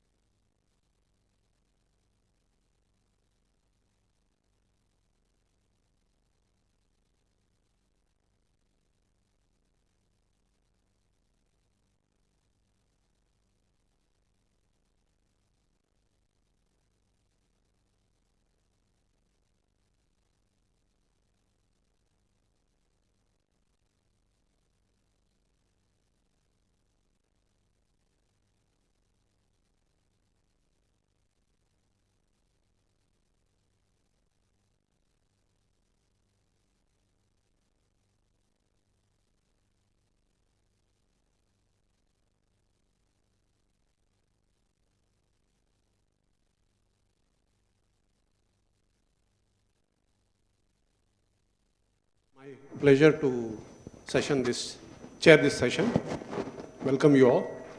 And we have 4 speakers in this session number 9. And after that, we have interesting programs. So my request to all the speakers is to stick to your time, kindly. So first speaker is our former student, Dr. Pooja Singla. She will be speaking on group determinants and representation theory of finite groups. Your time starts. Okay. Thank you. Thank you very much for giving me this opportunity to visit IMSc at this occasion and meeting all of you. I want to say that coming to IMSc as a PhD student was, the best thing that I feel. Very humbling coming here. Coming all the way from Punjab to this place was not easy in the beginning, but I would say Chennai, math science was so, helpful in all aspects. I'm really grateful for that. And I hope I'll keep on getting more and more occasions to visit math science again and again. Okay, so I'm going to speak about this topic, group determinants and representation theory of finite groups. So this is not, I'm not talking about my work in this talk. It's basically about talking regarding the history of representation theory from how it originated. Many people who work in even representation theory of finite groups don't know about this. I came to know after finishing my PhD, and I feel that it's something good to know this. And I hope it will be good for students to know it beforehand. So throughout this talk, G is a finite group, and so let's list the elements as A1, A2, so on AN. Okay? Given each element of the group G, I consider corresponding variable, and let's call this X A1, A2, AN. Okay? Then let's write this matrix associated with the finite group G. Its ijth entry is X AI AJ inverse. Notice G is a group, so AI AJ inverse is an element of G. So this is a variable, right? So these are matrices. This is a matrix with all entries as variables, okay, determined by the group G. Now, group determinant of G is determinant of this matrix. Okay, we will be denoting it with theta G. So throughout this talk, you will see this notation theta G in this talk. So as an example, just to keep it in mind, so for example, let's take G to be Z mod 3Z. Okay, I have 3 elements, let's call this one A square. Okay, I'm just reordering, writing these elements x1, xa square as x0, x1, x2. And if you write this matrix, Ai Aj inverse, this is the matrix associated with the group G. And by theta of this group determinant of Z mod 3Z, I just mean determinant of this matrix. For the people who have seen circulants of order n, they may be able to connect with it. These matrices associated with Z mod nz give you circulants of matrices, but for us that's not important. Okay, so group determinant is determinant of this matrix. Now, so group determinant, notice one thing, that this is a polynomial in these variables xai's, right, with integral coefficients, because it's just determinant, but I'm viewing this as a complex polynomial with this in these variables. Okay, so the question that we are going to discuss is what is it's a complex polynomial, what is its decomposition into irreducible polynomials for a finite group G. Okay, how does group determinant decomposes into irreducibles? That's a question that we would like to ask. Okay, so for Z mod 3Z, I already gave you the group determinant, and it's easy to see that it has this decomposition, right? All of these x0 plus x1 plus x2, these are irreducible degree 1 polynomials, and this group determinant decomposes like this. We are interested in asking this question for any finite group G. Okay, the easiest finite groups that we think about are Z mod and Z. So the first result regarding this was given by Cremona. So they were looking at these circulant matrices, came from Catalan some work. So in 1856, Cremona proved that group determinant decomposes like this. So x0, so if you relate, this is how even the previous decomposition is relating to. Here these zetas are primitive nth root is a fixed primitive nth root of unity, and it gives a complete decomposition. This is not a difficult proof at all. One can do some matrix multiplication. I mean, it's just a determinant polynomial, and one can do some tricks, easy tricks to get this. So this does for Z mod nz. Okay. Now the next question comes, I know for Z mod nz, what about for abelian groups? Whenever we do something for finite groups, this is how we proceed. We do for cyclic groups, then we do for abelian groups, and then we go for non-abelian groups. Dedekind, for some work in algebraic number theory, required this group determinant decomposition. Okay, so then, and for him, these groups were finite abelian. And so he started looking at this G is finite abelian group, and he came to this group determinant decomposition problem. And he found a complete decomposition here. And so let me just say what he found. He realized that this theta g again decomposes as degree 1 polynomials. Okay, and he could say what are exactly the coefficients here. Coefficients are given by what are called linear characters or group homomorphisms from G to C star.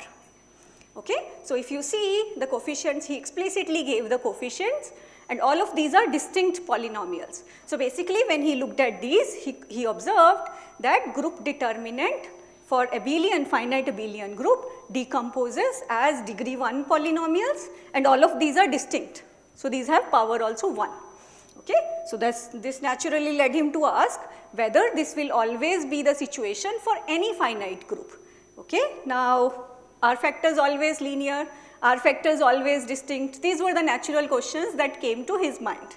And then he started looking at, okay, for abelian I know the answer, let me work with the first non-abelian group. And first non-abelian group is S3, symmetric group over 3 letters, right? And he realized that when he looked at this theta S3 decomposition, he actually got this decomposition. So he got a degree 1 polynomial, another degree 1 polynomial, and then he got a degree 2 irreducible polynomial. He could show that this is an irreducible degree 2 polynomial, and it occurs twice in the decomposition.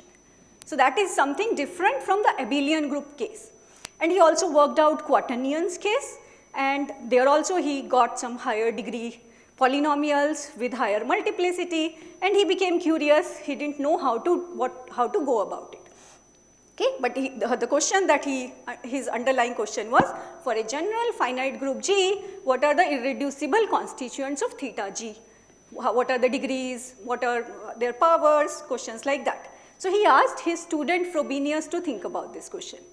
He said, here is the problem that I am not able to figure out. Here is S3 decomposition for quaternions. This is what is happening. Can you tell me what happens? Okay, so this was done. He did it in 1880. Okay. In 1896, Frobenius solved it. He gave the complete decomposition of this group determinant. To do this, what he did, he generalized the notion of characters of finite abelian group. He defined the notion of what is called representation of a group. Okay, so let me just quickly go over the definition so that I can tell you the final result. So if G is a finite group and V is a finite dimensional complex vector space, by representation of G, we mean a group homomorphism from G to automorphisms of the vector space V. Okay, by dimension of the representation phi, we mean its dimension of the vector space V. And notice one-dimensional representations, that I called as characters, linear characters, are one-dimensional representations of group G. So it is really generalizing that notion. What we were looking at linear characters for the abelian group are, now we are looking at all the homomorphisms to GLV. Okay. I also need what's called irreducible. For that, let's look at sub-representation. Given a representation V of the group G, by a sub-representation I mean a subspace which is invariant under the G action. Okay, if I have a V with G action through phi, then I look at the invariant subspace. And I say that a representation is irreducible if it has no proper sub-representation. Okay, only invariant subspaces are the 0 subspace or itself. There is nothing in between. For example, one-dimensional representations are always irreducible, right? Because you cannot have anything proper in it. And two representations are called equivalent. So if I give phi1, v1, phi2, v2 of a fixed group G, then I say these two representations are equivalent if there exists an isomorphism T from v1 to v2 such that it commutes with the G action. Okay, so by that I mean phi2G T is T phi1G for all G in G. Okay, this is not very important, I am just writing it here for the completeness. Okay, now let us use this notation IRG to write down set of inequivalent irreducible representations of a finite group G. Okay, so of course the question is that whether this set is finite. It turns out that it is finite. The cardinality of this set is equal to the number of conjugacy classes. So it's okay. I can write rho 1, rho 2, rho k is the set of inequivalent irreducible representations of G. Can do that. And then Frobenius, what he proved was, he wanted to give the complete decomposition of group determinant, right? So this is what he proved. He said theta G is the same as determinant of, so here rho varies over irreducible representations. Rho G's are matrices, okay? This is a matrix of dimension rho, okay? So xg rho G is also a matrix, and then I am taking a summation, right, of these matrices of dimension rho. I can look at determinant of this matrix, right, and raise to the power dimension rho. Yes, and this product is theta G is what he proved, and what he, this is also a complete decomposition into irreducible, because in the proof he ended up proving that these are all irreducible, this determinant is irreducible, okay, and then dimension of rho, how many times irreducible occurs. Not just that, he also proved if rho 1 and rho 2 are different, these are distinct irreducible polynomials. So he got a complete decomposition using the representation theory. I mean, he says he proves that given a finite group G. So let me just say quickly that what he basically proves in modern language of representation theory, he decomposes the group algebra as a product of endomorphism algebras of the representation spaces, and then he looks at how the summation AG acts on the group algebra, what is the determinant of that under multiplication, and then proves this irreducibility and distinctness of the factors. That's what goes into proving this. Okay, so decomposition of theta G requires, so what are all the finite dimensional inequivalent irreducible complex representations of G? That is what basically he came to this question, right? So this initiated representation theory of finite groups. Now, of course, he proved this theorem, but that's now given question turns out to be, given a group, how does it decompose? Can you find complete decomposition? Which means one needs to find out all the representations.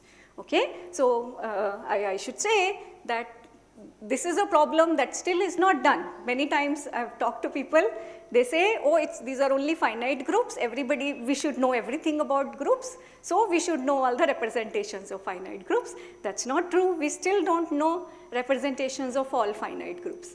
Okay, so let me give you, so in this last slide, I think I'll be finishing much earlier, let me give you some groups where we don't know, okay, and these are the groups that I am interested in working on. So these are some examples where we know how to find the representation, some cases where we don't know. So first case is symmetric groups. 1930s, Young gave us complete description of all irreducible representations of Sn. Very nice description, you can write even the matrices very nicely. GLN Z mod PZ. This was, character tables were given to us by Green in 1955. But I should say, when it comes to writing the representations precisely, so remember, in theta G decomposition, we are writing the full matrices, rho G. Okay, these are not only the characters. Writing the matrix is rho G, that's hard. Okay, so even for GLN Z mod PZ, it turns out to be a difficult problem. Okay, now for the next class that generalizes these groups is GLN Z mod PKZ and GLN FPT mod TK, right? Instead of Z mod PZ, now I'm thinking of commutative rings. And I've started asking, okay, what are the representations of these groups? Finite groups, easy looking, but actually we don't know these representations of these groups. If you take K to be greater than equal to 2 and N to be greater than equal to 3, these are, we don't even know how many conjugacy classes these groups have. Okay, so we don't even understand those problems. So we don't know that, I mean, not just, we don't even know how many are there. And we don't know the numbers, dimensions, for certain, I should say, for certain class of representations, we do know. Their character tables, for certain cases we know, but not in generality. Okay? So more generally, one can ask this question for GLN with entries coming from a finite commutative ring. Okay? So these are whatever I've talked about, Z mod PZ, Z mod PKZ, those are examples of finite commutative rings. But in general, finite commutative rings can be much more complicated than these are. Okay? So then we have no idea as of now how to find the representations of these groups. I think I'll stop here.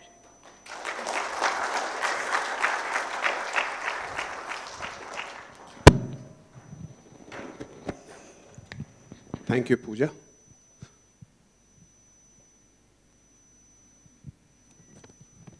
So, yeah, okay, hey, Pooja. I think I have to.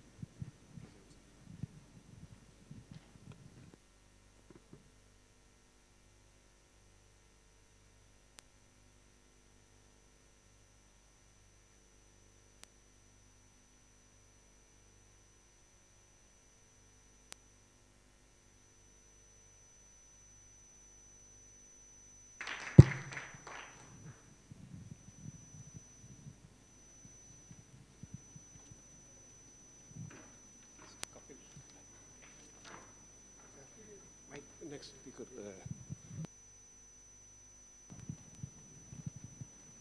Hello.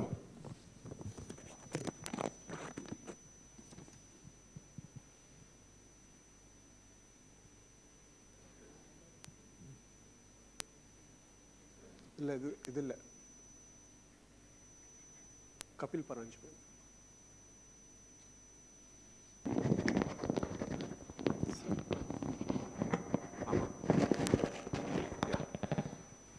So, our next speaker is Professor Kapil Paranjpe. I'm very happy to see him. He was our former colleague here, and we really miss him after he left here. So, welcome, Kapil.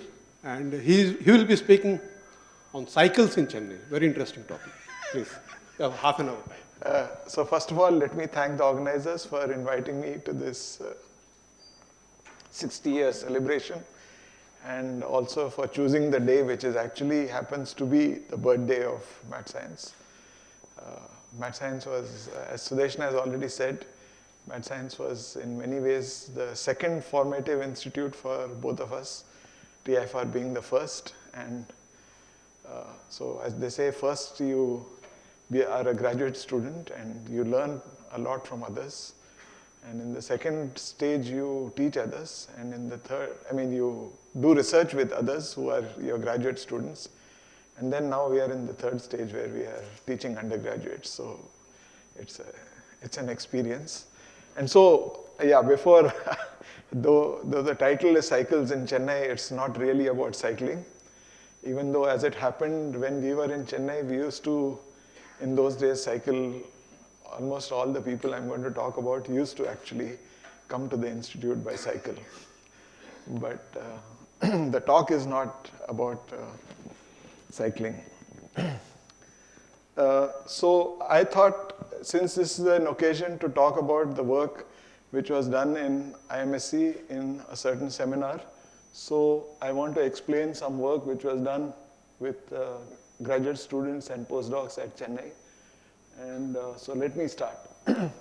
So let me start with what is called the Abel-Jacobi homomorphism.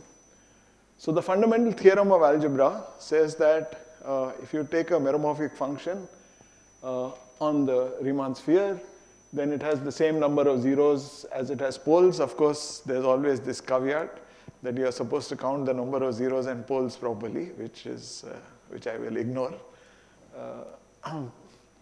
And this result extends to a compact Riemann surface, which is also known as a smooth projective curve, X.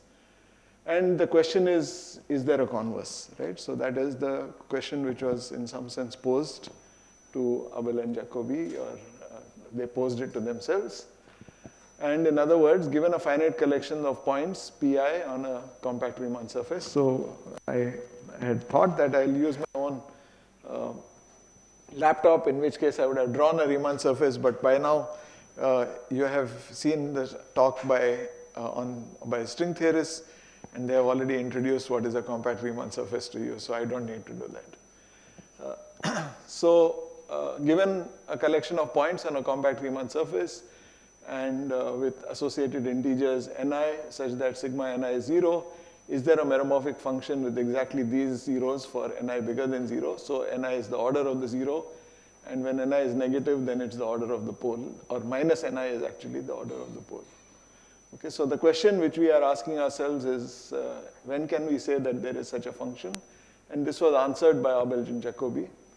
And in modern language, the question is posed as follows. So you introduce a certain group, which is called the group of divisors, which consists of formal linear combinations of these points. Just formally, you write it as a sum. Of course, you can't add points on a Riemann surface in any reasonable sense, but you can certainly such a formal sum. And then we use kx star to denote the group of meromorphic functions, non-zero meromorphic functions, I should have said. And you define the map which associates to each meromorphic function, which is divisor of zeros and poles, and that gives a certain map from one group to another group, and one can rather easily prove that this is a group homomorphism. And we can also define a map which is called the degree, which associates to a divisor. Just you forget the points and just take the sum. Remember that we are only allowing finite sums, and therefore the answer you get is finite. And so what we are interested in asking is, we can call it the exactness of the following sequence of abelian groups. Okay, so for those who don't know where this term exactness came from, so I got this idea from beforehand, but I mean, how is the term exact come? And the exact comes from something which we know in calculus, which is, we ask this question, when is the divergence, given that the divergence of a vector field is 0, is this the gradient of a function? In other words, whether it is exact, and it's from there that the term exactness comes from for exact sequences, right? So, and it's an example, I mean, in some sense, that's a very typical example for us to understand exactness of a sequence. Okay, so we are asking for the exactness of the sequence, and of course the answer is that it's not exact. So if I look at the divisors which are of degree 0, which means that those elements, those formal sums sigma ni pi, where sigma ni is 0, we can ask what happens to this group, right? So this is the group, and then we are going to go modulo those which come from the divisors of functions, and the answer is that what you get is a certain compact complex torus called the Jacobian in honor of Jacobi, and that is the compact complex torus, and the kernel of this Abel-Jacobi map, phi, which I don't have time to describe, but is rather explicitly described in terms of certain integrals, is precisely the divisors of functions. Okay, so this gives a complete answer in this case of the original question by saying that when we know exactly when a certain some sigma ni pi is 0. If sigma ni is 0, we know when it is the divisor of a function, and the answer is if the image under the Abel-Jacobi map is the 0 element of a certain compact complex torus, which is also in a group, right? So, by the way, this has some connections and of this theorem to complex analytic representations of fluid flow to fluid mechanics and electromagnetism on surfaces. And more recently, I suppose, this is something which has become of interest to string theorists. But there is a classical relation with physics as well. And that was explored a little bit by Riemann, anyway. So the study of algebraic cycles, and which is what I'm going to talk about, cycles in Chennai refers to algebraic cycles. So I got you in here on false pretenses, is to generalize this classical theorem. So that's what is the question, one of the main questions of algebraic cycles that we are, oops, it doesn't seem to go back. Now, so we should think of this group Jacobian of X as a kind of obstruction. Okay, it's an obstruction to saying that some problem has a solution, because if the image of sigma NiPi in this group is non-zero, that means there is no such function. So this group measures how far it is, or gives you an obstruction from to construct such a function, right? So obstructions were recognized as a way of understanding questions in topology. In fact, Parmesh's student yesterday mentioned this, that the difficulty of deciding whether two spaces are equal or not in topology comes from the question of whether certain groups are equal or not, and therefore topology provides what is known as an obstruction theory. Doesn't mean that when the obstructions vanish that the problem vanishes, but it certainly means that if the obstruction doesn't vanish, then the problem has no immediate solution, right? So we can see the Jacobian as a group of obstructions to finding meromorphic functions as required. And topology is a way, oops, what happened? And topology is a way to study these obstructions to the existence of certain geometric objects. So to every pair of topological spaces, topology associates a sequence of abelian groups Hn x, y, which satisfy various properties, which I won't go into. This is called the Eilenberg-Steenrod axioms for cohomology. And when y is equal to 0, we write this as Hn of x. So yesterday, in the lecture by Manas, I think you saw some of these examples being calculated somewhat explicitly. We are talking about them for topological spaces, but just to give you for algebraic varieties, but just to give you an example, the fact that H2 of the sphere, the ordinary sphere is integers, which is a non-zero obstruction, shows that in fact the sphere cannot be flattened, right? Which we know from intuition, but if you want a mathematical proof, then this is one of the ways you can prove it. Okay, so let me come to Norie's category of motives, which is a vast generalization of this idea of obstructions, which of course, it's not as if he drew it out of nothing. But in any case, Srinivas is here. I think he may be the only person here who was in that seminar. The rest of them will be named shortly, or some of them. In a meeting in IMSc in the early 2000s, I don't remember the exact date, Madhav Norie came here and explained his construction of a universal cohomology theory for algebraic varieties. Unfortunately, it took a long time before it was written up, and now it's been written up, and there is a book on the topic by Muller, Stark, and Annette Huber, which I should warn you contains a few gaps, but otherwise it's okay, which explains Norie's theory of motives. And you will also find, if you go to the AMS Open Notes website, a course which I gave on this topic at WashU in 2019 called Motivic Linear Algebra. So what does it do? It constructs a certain group called the Motivic-Galois group, and what one shows is that given a pair of algebraic varieties y and x, y is the subvariety of x, well, it's more general than that. Perhaps one can also talk about schemes and so on, but it's not very important here. The associated h and x, y are representations of this group, okay? So contrary to what you may have got the feeling from the previous talk, this group is ridiculously large. We are not talking about simple things like finite groups, though as she pointed out, finite groups are not as simple as we think, but this is a really large group. And so it's not as if we can immediately say much about what these representations are, but in any case, that gives a certain structure to whatever we are looking for, okay? And that's the important thing. So the main point is that geometric maps gives rise to G equivariant maps between representations. So she talked about isomorphism, but here we are going to talk about maps between representations which satisfy the same commutation relation which she wrote, except that it's not an isomorphism, right? So there are linear maps between representations, and this construction partially solves the question which was posed by Grothendieck, which was to construct such a group. Since Srinivas is here and he would have pointed it out, I would say that I'm cheating a little bit because the original cohomology theory has integer coefficients, but when we say that there is a group, we are actually using Q coefficients. Okay, we are using rational number coefficients.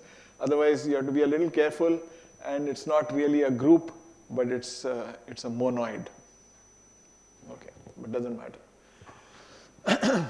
However, we have not been able to prove all the required properties of this group and its category of representations. Okay, it's a big category, and it's a big category of representations, and we would like to understand it in various ways, and various attempts have been made to understand various aspects of this group. Okay. So one of the things which you can do with groups which are not finite is we can talk about extensions. Okay, in the case of finite groups, especially if you are working in finite groups with representations over complex numbers, as was being done in the previous lecture, every representation can be written as a direct sum of irreducible representations. However, this is not the case for a general group, okay, and in particular not for this Motivec-Galois group. So given a subspace, of course, of a finite dimension, I should have said somewhere finite dimensional, so all my vector spaces are finite dimensional here. You can always find a supplement, right? You can find a subspace which is of the complementary dimension and such that the intersection is 0 and the sum of the two is the whole thing. However, when we are looking for a sub-representation, the supplement may not be a sub-representation, and this is what gives rise to what are called extensions of representations. Okay, so we get an extension of W by U. So of course, you can think of U as W mod V, and therefore you do have 3 representations and an exact sequence of the kind I had written earlier, but which does not, in the language of extensions, does not split. Okay, so there are non-trivial extensions in the category of representations of this large Motivec-Galois group, and that's one of the important points. So representations of this group G can have non-trivial extensions, as it is not a reductive group. So reductive groups generalize the notion which we commonly have of finite groups, that every representation can be written as a direct sum of irreducible representations. This is not true in general, and examples are the additive group, for example, is not reductive. Okay. In fact, the Jacobian can be seen as an extension of this kind, so I haven't told you what this object is, but doesn't matter. I will forge ahead, and the Jacobian can be seen as such an extension group, in fact. Okay, and so this is the nice thing, that suddenly we have now turned a question of topology. By using Nori's category, we have converted it into a question about representations of a group and asking whether certain obstructions exist for the extensions to split and non-split, right? So cohomology is a special case, or what we are saying is that this cohomology theory which we are looking for is actually like the cohomology theory of a certain group, which is always nicer than general cohomology theories. Okay. So the group of formal linear combinations of points on a smooth projective variety then carries a certain filtration, and this filtration has the property that the associated gradients are, so we had X1, but in fact in this Nori's category of motives, we expect and we can show in various X groups exist. So there's X1, X2, X3 and so on. And so each of these filtrations, so on this this formal group, we have a filtration by subgroups, and the quotient groups are themselves X groups. So you can see that what we are asking is whether things become 0 in each of these extensions. So asking whether the Jacobian element is 0 is asking whether the X1 element is 0. But then you could have an X2 element, and you could have an X3 element, and so on. And we could ask whether all the X elements are 0, then something would happen. Okay? But now one thing is clear from the general theory of cohomology, that there are no cohomologies in negative dimensions. So therefore H2D is the dimension of the variety, then H2D minus P is 0 for P greater than 2D. The reason D becomes 2D is because when you're working over algebraic varieties, the dimension is counted in terms of complex dimensions, and so the complex dimension is 2D rather than D. Right? So it's a dimension over complex number of the solution space over complex numbers. But in fact, it is expected that this X group is 0 for even P greater than D. However, we haven't actually proved any of these statements, but we expect, therefore, there to be a geometric meaning for FD plus 1. Okay? And that geometric meaning is through the notion of rational trivial cycles. Okay? So probably Srinivas will talk a little bit more about this in his talk. Rationally trivial cycles are the higher dimensional version of divisors of a function. Okay, so that's the idea. The idea is that this FD plus 1 should have a very concrete geometric meaning. Okay, and we expect, but at the moment we are unable to prove that FD plus 1 is exactly rationally trivial cycles. So that's what we would like to prove. And Bloch's conjecture for surfaces is the refined version of this statement. So Bloch's conjecture was for surfaces says that exactly as we want for curves, we know that F2 is 0, is exactly what we know for curves for D equal to 1. And the analogous conjecture would say that what do we expect for D equal to 2, and we expect F3 to be 0. And Bloch's conjecture refines this a little bit more. I won't actually get into the refinement here. As a conjecture, this has been generalized to all varieties through the work of Beilenson and others. So this is one of the amazing things about the theory of algebraic cycles, that the very first generalization that we had of Abel-Jacobi, which is the conjecture of Bloch, has not yet been proved. But we have no problem generalizing these conjectures to even further bigger conjectures over all varieties and so on. Okay? But the point is that it fits very nicely into a general framework. So we don't know any counterexamples. In the language of physics, we've proved this conjecture. Okay? Because for 25, 30 years, we haven't found a counterexample. So in that sense, we can see, not only that, it's consistent with all the other things that we have understood about varieties in the meanwhile. However, we don't actually know how to prove this. However, there are very few results proving this, even in isolated cases. There are some results. Now, there is a category called the category of mixed-Roch structures, which was introduced by Deligne.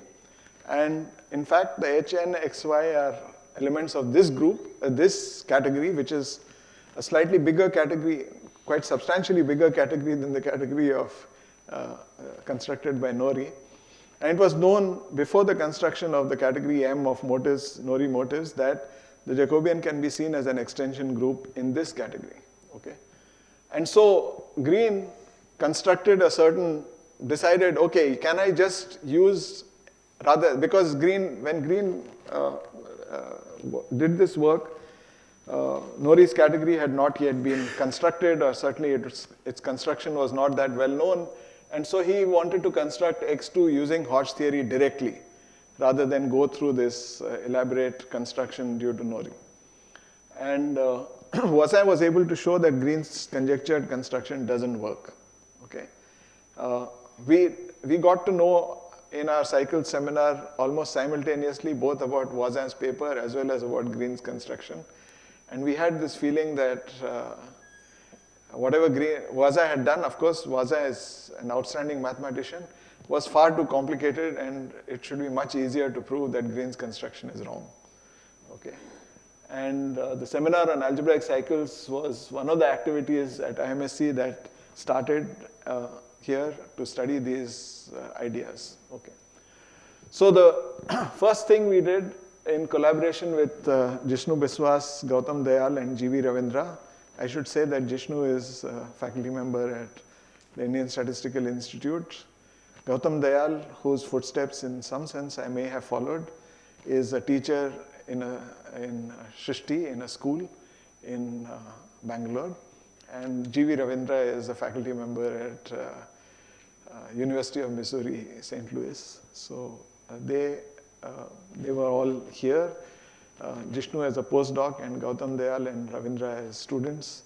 And we showed that Green's construction amounted to construction X2. So one of the things you can do in homological algebra is to see that by extensions can be constructed by pairing together one extensions. And so X2 can be constructed using X2, using two X1 elements. Now this description, there's nothing wrong with it. There is an X2 element which can be constructed using X1 elements. But the problem with Green's construction was that in the process of constructing X2 out of X1 and X1, he was killing a very large subgroup of X1 tensor X1. Okay, this is the problem. And we were able to produce it should say, not product. We were able to produce many counterexamples to Green's construction that were conceptually much easier to understand than Voisin's example. As a side note, I should remark that after doing this, I visited Green and met him for the first time. And of course, we had collaborated earlier on various projects, and his graduate student was a little bit annoyed. The first time you're meeting him, you're telling him that his conjecture is wrong. That was not appreciated by his graduate student, but Green, in fact, appreciated it. And he said, let's work on some more stuff. So now I'm going to talk about what I did with Green and Griffiths on this second aspect. So one thing we can do is, instead of studying varieties as we have done over complex numbers, we are looking at Riemann surfaces, but you could look at those which are defined, geometric objects which are defined over rational numbers, okay? Or over small fields like fields of transcendence degree 1 or 2 or 0 over number fields. Now, on the one hand, there are fewer geometric objects because, of course, you want your equations to all the functions, everything to be defined with rational coefficients rather than complex numbers. On the other hand, we also have fewer maps because the maps also have to have rational coefficients. So what does this do to the group? So this is not very clear a priori what it does to the group, right? So now we are restricting our attention only to varieties and morphisms defined over a small field. Does that increase the group? Does that decrease the group? How does it constrain the group?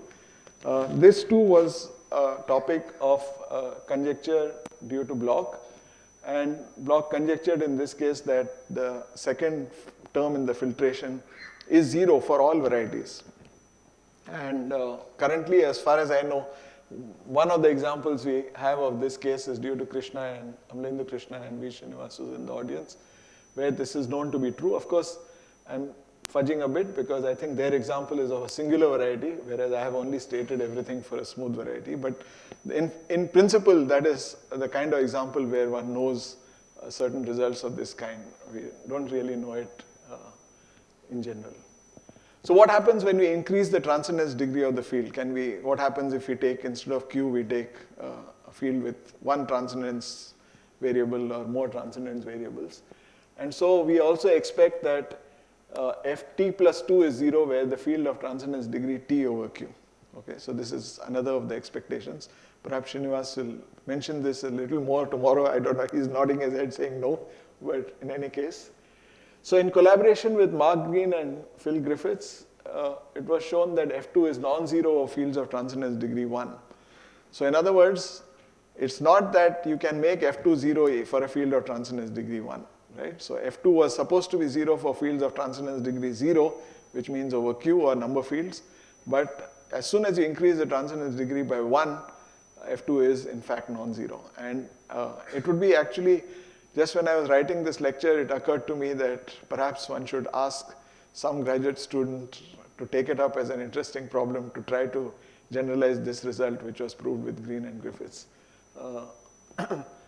We used an idea of Nori that had already been used in a special case in the work of Schoen to prove this example. And one can, of course, go on to study higher dimensional cycles. Instead of studying points, you can take formal linear combinations of subvarieties, and you can ask the same question.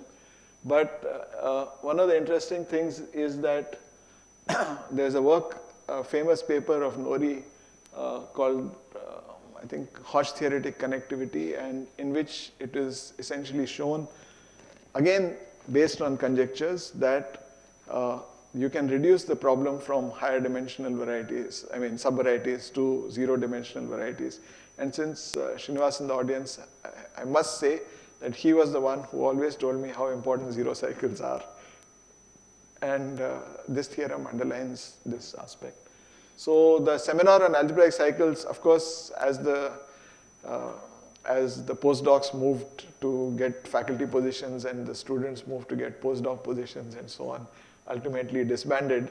And then after that, but that was one of the things we spent a lot of time on in Chennai in the early 2000s with all these wonderful people like Jishnu Biswas, Gautam Dayal, and Ravindra. And we had various visitors. I think Srinivas was here, Ellen Eno came here, and Eckhart Fieweg, the late Eckhart Fieweg came here, and so we had, and Andreas Rosenschön came here, and so on, and we had a lot of activity at IMSc under this cycle seminar, and I thought I'll highlight two of the important results which came out of this, and I'll stop with that. Thank you.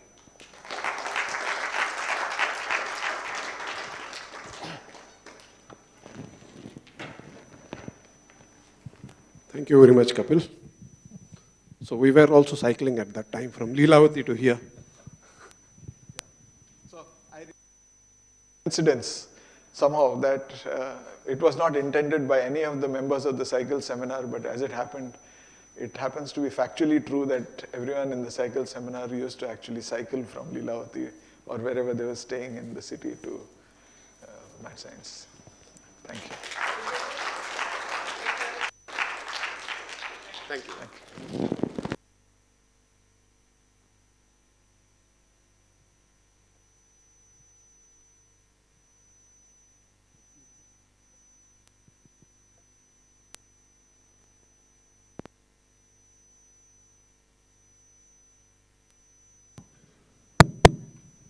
Hi. Yeah. Come.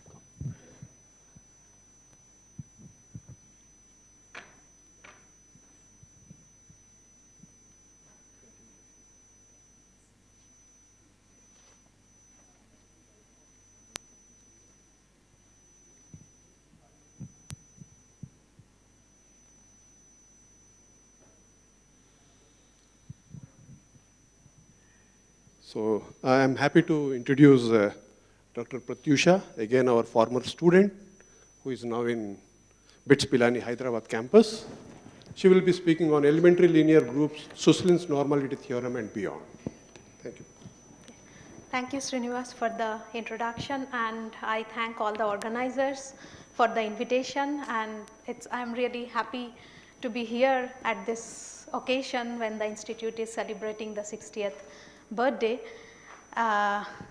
So I was told to give a talk which should be accessible to everyone, and I thought of talking about normal subgroup.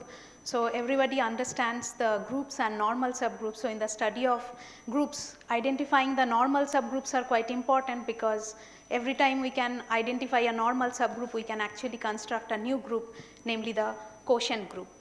So as the title suggests, I will be talking about I will begin with the elementary linear group and Suslin's normality theorem for the elementary linear group.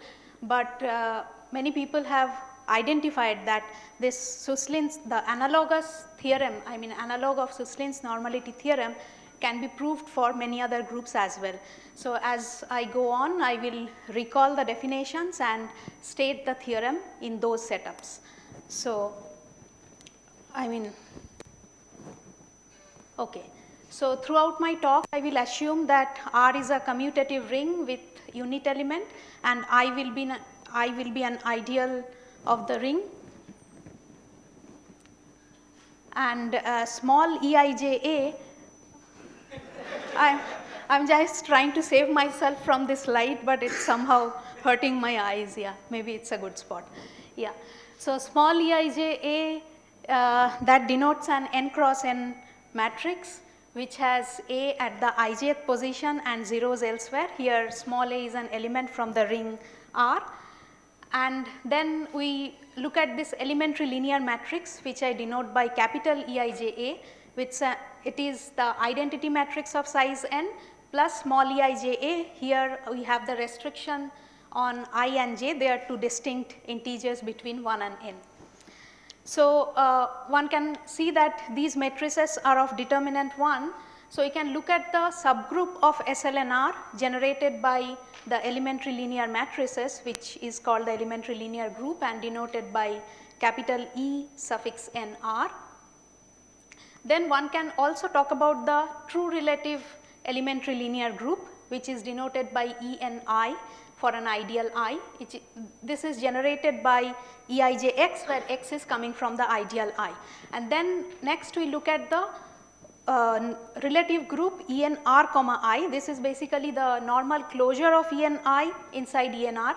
So what do I mean by that? It's a group generated by the elements of the form G8G inverse, where G is an element of ENR and H is an element of ENI.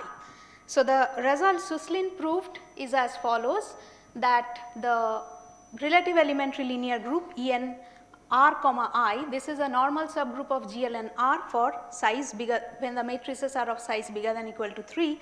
So the size bigger than equal to 3 is important here, because there is an example by Kohn where he considered a ring, the ring was a polynomial ring in 2 variable, where he showed that in size 2 this result is not true. And this result was quite remarkable, but anybody would be able to read the proof in the sense it only involves some clever matrix computation, nothing more than that. And one of the nice application of this result that was also proved by Suslin, that over the polynomial ring over a field, the SLN and EN, if we pick up any element of SLN over the polynomial ring over field, that can be written as finite product of elementary matrices over the polynomial ring, again for size bigger than equal to 2. So this is the normality theorem of Suslin, and now I will go on talking about similar theorems in other setups. So whatever definitions are required, I will recall that.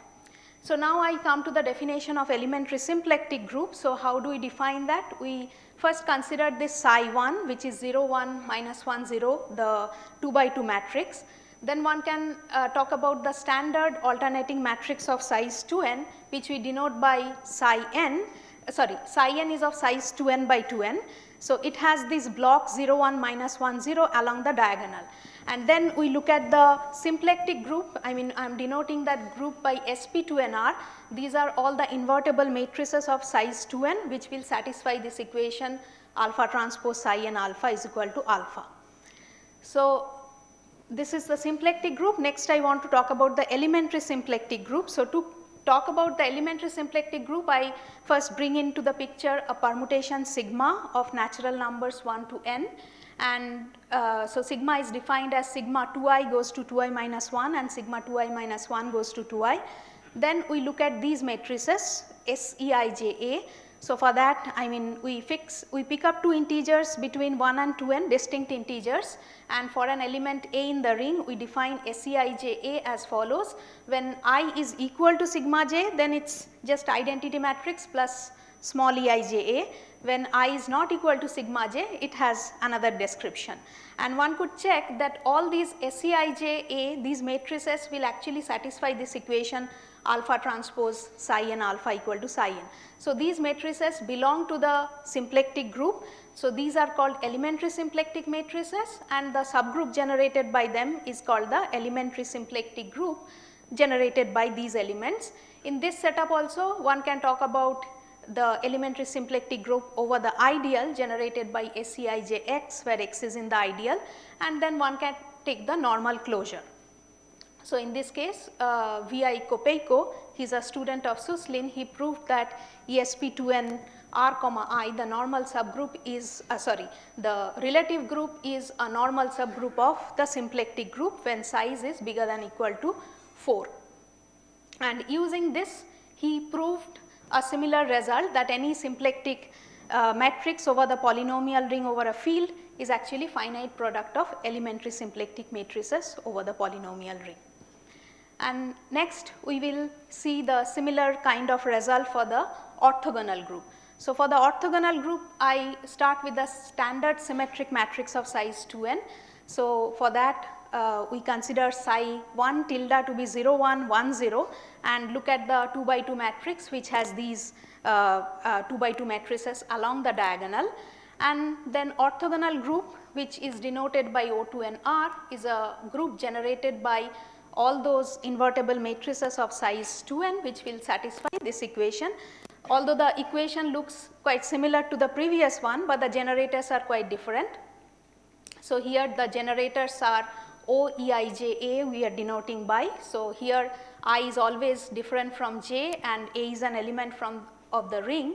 So, OEIJ is the matrix, it is identity matrix of size 2n plus EIJA plus E sigma j sigma I minus A. And again one could check that the OEIJA, these matrices belong to the orthogonal group. They are called the elementary orthogonal matrices, and one can look at the subgroup generated by them, which is denoted by EO2 and R. This is the elementary orthogonal group. Again, in this case also one can consider the relative group with respect to the ideal and form the normal closure. And this is the result proved by Suslin and Kopeiko, that the relative elementary orthogonal group is a normal subgroup of the orthogonal group for size bigger than equal to 6. And one of the interesting application of this result can be seen here. This was also proved by Kopeiko and Suslin. This says that if F is algebraically closed field of characteristic different from 2, then any quadratic R space, so R is a polynomial ring over a field, this is extended from the quadratic F space.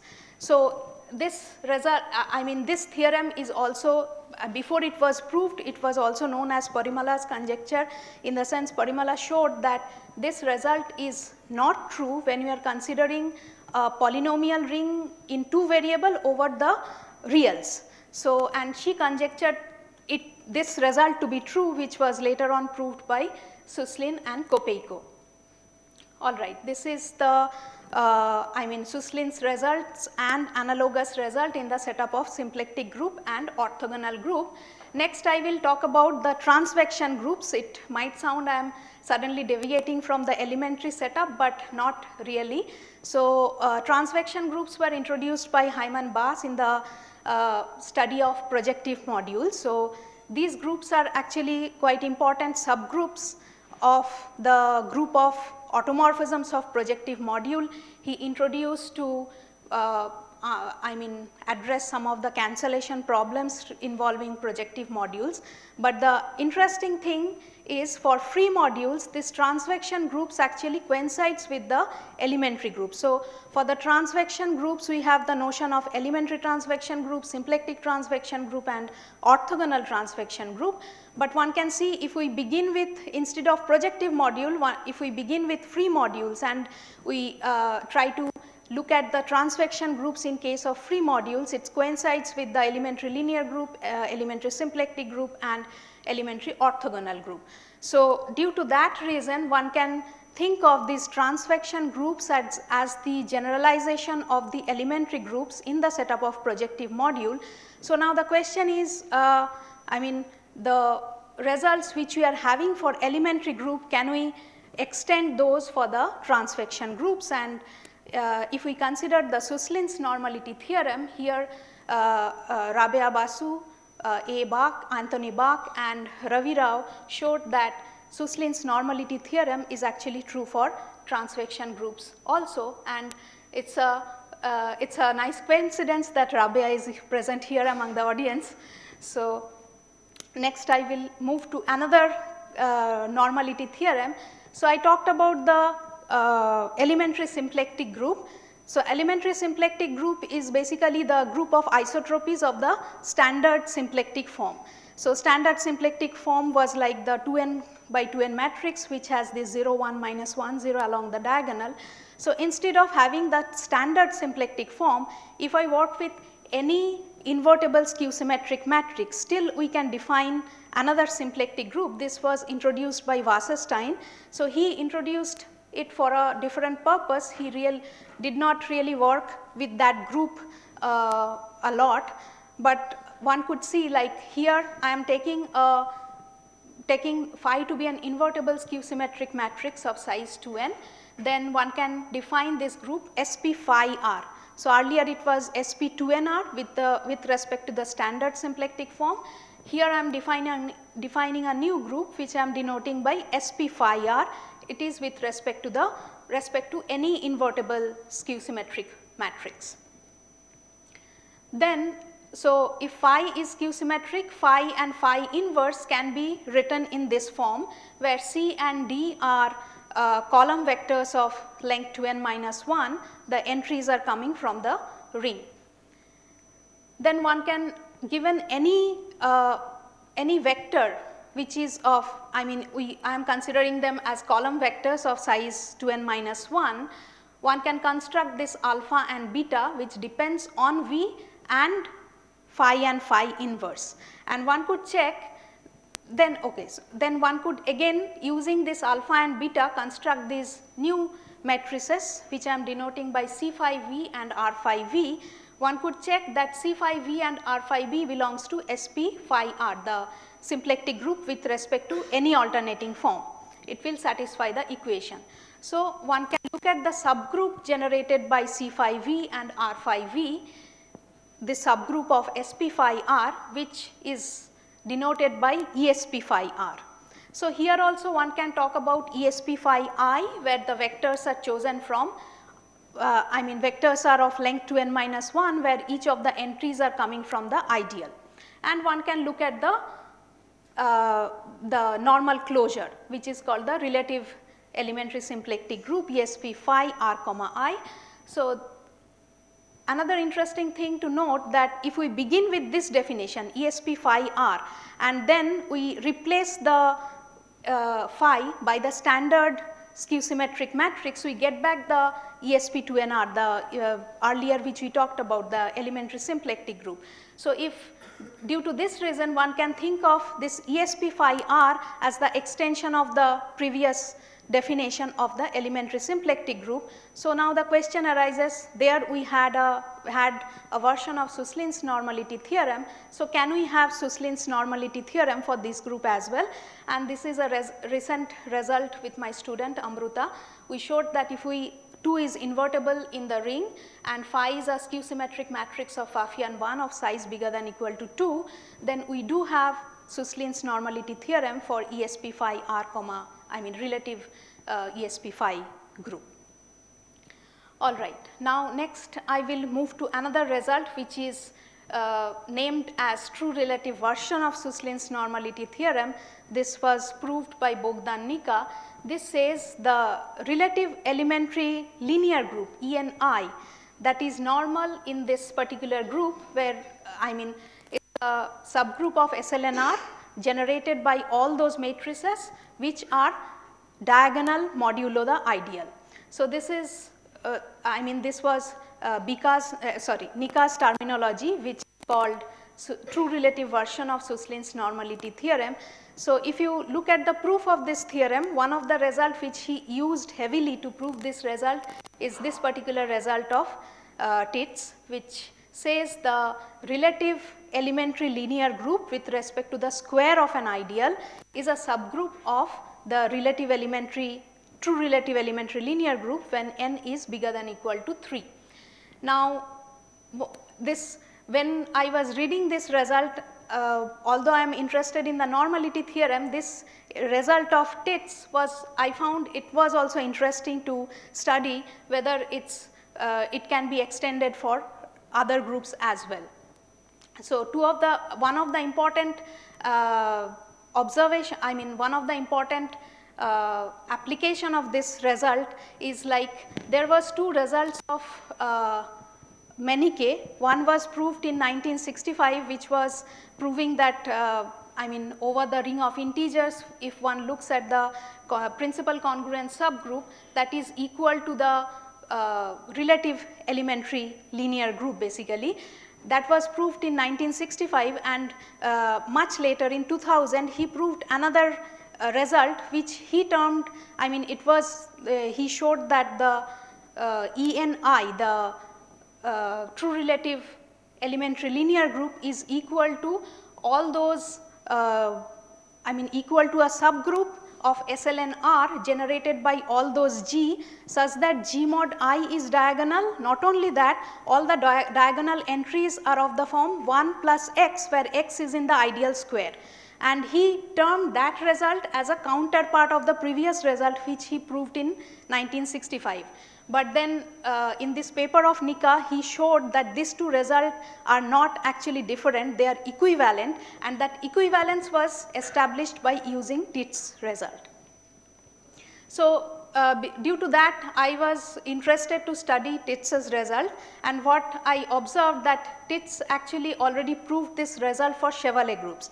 So that way this result is already known for all the elementary linear group. So the question is whether it's known for the transvection groups also. So that was one of the recent results where I have shown that Tits's result is true for transvection groups also. So here is my presentation regarding Suslin's normality theorem and true version of Suslin's normality theorem. So I will just quickly go through the reference which I used. This is the result regarding the symplectic group which is currently in archive. Then this is where you can see the Suslin's normality theorem for the transvection group. This is the Bass's book where you can find the transvection groups and so on. This is the Tits's result for the transvection group, and this is Kopaiko's result regarding Suslin's normality theorem for the symplectic group. This is Nika's result, and all the details I talked about can be found here. Then this is the main reference where this presentation I have started with, and this is Suslin Kopaiko's reference, and finally the Tits's result. Okay, thank you.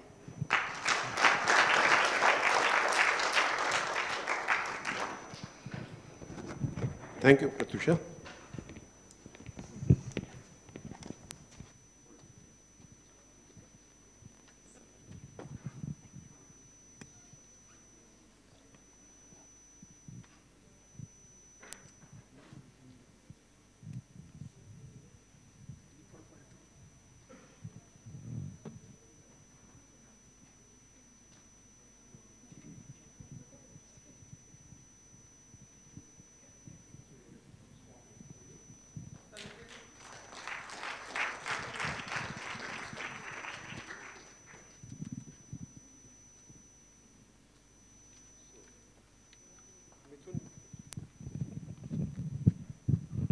Next speaker, yeah, please.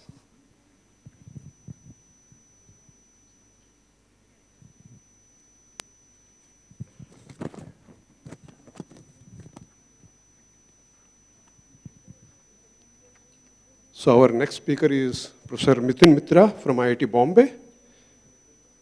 He will be speaking on a fine balance, optimal behavior in biological systems. Right, so Thanks, Arijit and the organizers for inviting me. So I'm also a former student of math science. I joined way back in 2002, so it's been more than 20 years now since I came here as an integrated PhD student.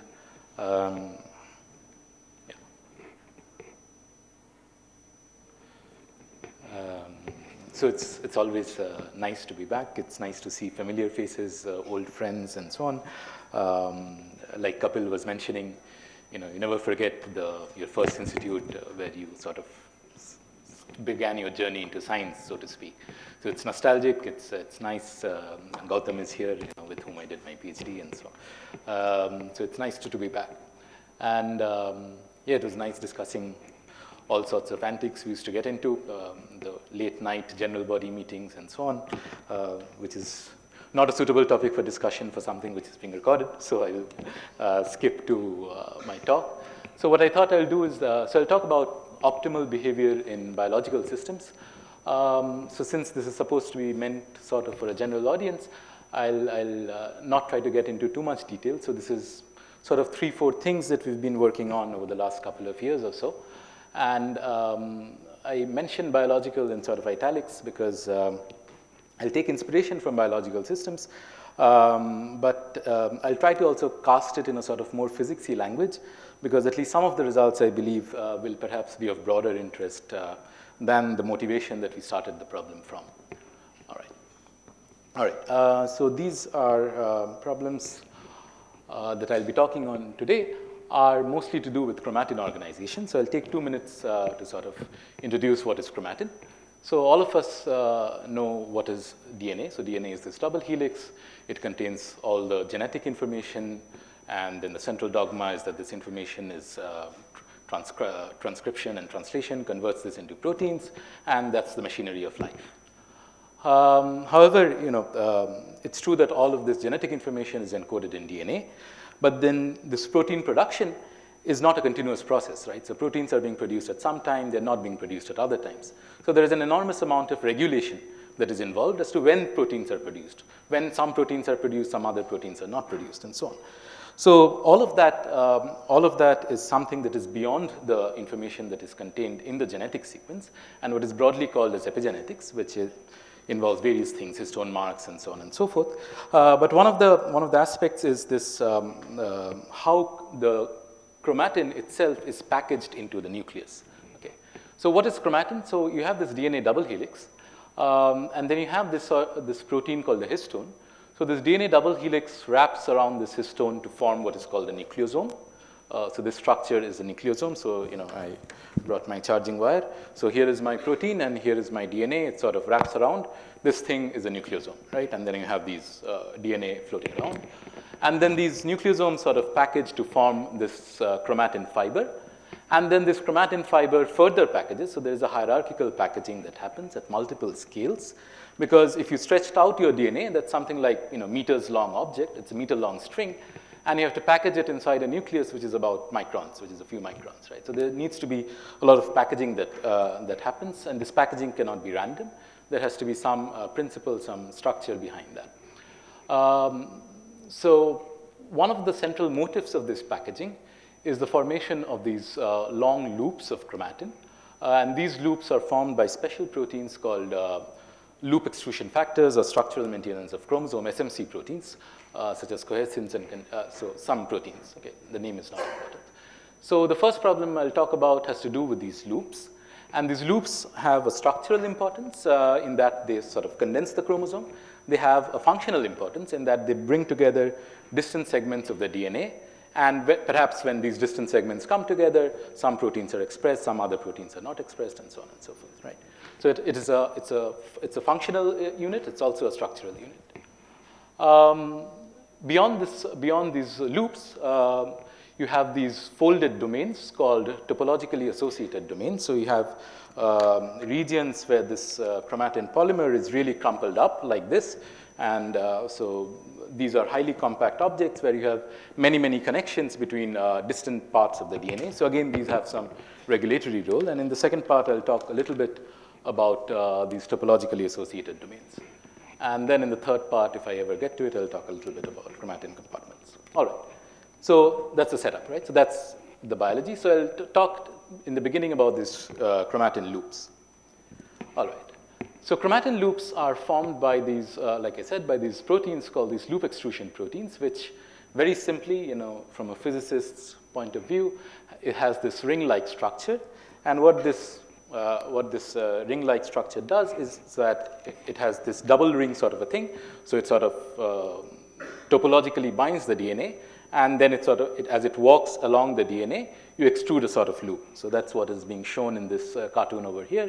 It binds, and then as it walks along the DNA, it sort of extrudes the loop. But as it walks along the DNA, like I showed, it is not walking along bare DNA. This chromatin consists of DNA which is packaged around nucleosomes. And what has been shown is that, so this is my DNA packaged around nucleosomes, and then I have this protein, this loop extrusion protein, which meets this nucleosome. Okay? And it so happens the sizes of these objects are comparable. And experiments have shown that this nucleosome actually acts as barriers to the motion of this cohesin. So here is my cohesin, which has this ring-like object, and here is my nucleosome protein. And when this cohesin ring meets this nucleosome protein, most often what happens is that it sort of gets reflected back. Okay? These are some sort of experiments which shows that. Let me not get into the details of the experiments. But these nucleosomes act as barriers to this cohesin ring. Once in a while, so most often it will get reflected back. Once in a while, it will cross over and move on to the next segment. Okay, so that's the idea. But because these are barriers, the expectation, therefore, is that when these loop extrusion proteins are moving on this DNA backbone, the more and more barriers that you have, the more the motion of these proteins will be slowed down. And then the question then, so if you were to look at trajectories of this cohesin, then if you had a high nucleosome density, perhaps what you would see is something like this, where so let me just say, so this x-axis is space, this y-axis is location along the DNA strand. So if you see a flat line, it means that the protein is not moving at all. Whereas here, where you had a single nucleosome at this location, the protein was moving. When it meets this nucleosome, once in a while it will cross over, but most often it will get reflected back. So that's the barrier. Okay. So here I have an object, my protein, which is moving along a 1D string, which is my chromatin, and it meets obstacles, which are these nucleosomes. And I want to ask that how long does it take for this protein to reach certain points, to reach certain endpoints. These endpoints have some biological significance. These are CTCF sites, but as far as the physics problem goes, I can just ask if I had some target sites, how long does it take for this protein or for a random walker to reach these target sites as I have these obstacles. Okay? So I now switch a little bit to this language of stochastic processes. So what I'm looking for is first passage times of a random walker, which is diffusing on a one-dimensional backbone, as I increase my number of obstacles, as I have more and more nucleosomes in some sense. Okay? All right. So if I cast this as a physics problem, how to find mean first passage times is a well-studied problem in stochastic processes. So if I think of simple diffusion just for 2 seconds, so I have a random walker here. Let's say on a 1D lattice, it can take a hop to the left with some rate p. It can take a hop to the right with some rate p. So therefore, on an average, the time it spends at each site is like 1/2p. And then you can write down a recursion relation for the mean first passage times. So if it started from site I, it spends time 1/2p. And then with probability half, it goes either to the left or to the right. You can take the continuum limit of this equation, and you can write down a differential equation for this mean first passage times. Once you've written down this equation, you can try to solve this for different boundary conditions. So this is like a standard textbook problem. If you have absorbing boundaries, you get some solution. If you have one boundary absorbing, one boundary reflecting, you get some other solution, and so on. Right? All right. So now I want to do this, but now I want to do this where this lattice is not empty, but it is filled with obstacles. Okay. So that leads me to think about what are obstacles. How do I construct an obstacle? Okay, so the first way that you can create an obstacle is to say that, well, I have these regions, these blue regions, which is like my bare DNA, where there is no obstacle. And then I have these red regions, which are my obstacle regions. And the way I'll implement an obstacle is that I'll say that when my random walker enters into these red regions, it diffuses with a slower diffusion coefficient, right? So in these blue regions, I have a diffusion coefficient d1. In these red regions, I have a diffusion coefficient d2, and d2 is less than d1. Okay. So I call these entropic barriers because the slowing down of motion comes because it is exploring these slow regions with much longer times. Okay. So you can write down, so in both of these regions, you can write down what the mean first passage time will look like. In region 1, you will have the diffusion coefficient d1 in these fast regions. In the slow regions, you'll have the slow diffusion coefficient d2. The trick is, of course, in doing the boundary conditions, and at the interfaces what happens. So I say that, well, I have a reflecting boundary condition here, and I have an absorbing boundary condition there, and I'm going to start there, and I'm going to calculate the time it reaches at x equal to L. And at the interfaces between the slow and fast regions, you can write down what are the boundary conditions. That is fairly simple in this case. The times are equal, the currents are, the fluxes are equal. And you can solve this. So this was solved. This is my PhD student, Shogoto, who is soon going to graduate. So you can solve this exactly, analytically, and ask that, well, what happens to this time starting here to end there as I increase the number of barriers? And as it turns out, so, well, I should explain. So my axis over here is A over B. A is the length of my barrier regions, which is fixed. I have some fixed barrier width in this case. B is the length of my linker regions, the regions between my barriers. And therefore, as I increase my number of barriers, what decreases is B, and therefore A over B increases. So when I plot this axis A over B, you should think of A by B increasing as increasing the number of barriers. Okay? And as I expect, if I increase the number of barriers, as I increase the number of obstacles, the time taken to reach the other boundary increases with the increasing number of obstacles. This is what my naive intuition would tell me, right? And that works out. So it's in that sense nice. But then is this the only kind of obstacle that you can have? So if I go back and think about this cohesin problem, this protein moving on the DNA problem, so you remember I had this thing looped around my histone protein, and then the ring came and crossed it once in a while. Most often it came back. But once it crossed it, it actually crossed a sort of finite segment of DNA. Okay? So taking inspiration from that, what we did was to define a different sort of barrier, which is we call as an energetic barrier, because most often it's like you can think of it like this classic Kramer sort of a barrier. You come, you most often get reflected back. Once in a while, you'll cross over. So again, it's a very similar setup. My barrier regions have a width A, my free regions have a width B, but now in this case, you do not really enter the barrier regions, but when you come to the interface, with some small rate Q, you're going to hop across this region into the next free region. Okay? So I have this hopping rate P in the free regions, and then I have this hopping rate Q to hop from one barrier to the other, where Q is much, much less than P. That's the whole point, so that it is indeed a barrier, right? And again, you can solve this problem. So again, you can write down what is the equation for the mean first passage time. You can find out what is the conditions at the interfaces. In this case, the boundary conditions, the conditions at this interface between the slow and fast regions is slightly non-trivial, but still one can derive it. Once you've derived the conditions, you can write down an exact solution for this, and you can write down what is going to be the mean first passage time as a function of the number of barriers. So this symbol R over here is my A by B. So increasing R is increasing A by B is increasing number of barriers or obstacles. So here something very funny happens. So here is where I have no barriers. I have some time that I take to go from one end to another. As I increase the number of barriers, the time increases, which is what I would expect. But then beyond a certain critical number of barriers, this time starts to decrease again. So this is a very counterintuitive phenomenon. You have what are obstacles, and as you put more and more obstacles, beyond a certain critical number of obstacles, the time taken to reach the other end starts to decrease. Okay? And if you will notice, this happens, this sort of maximum time in some sense, happens when this ratio A by B, this is why we plotted in this A by B axis, this sort of funny axis instead of N.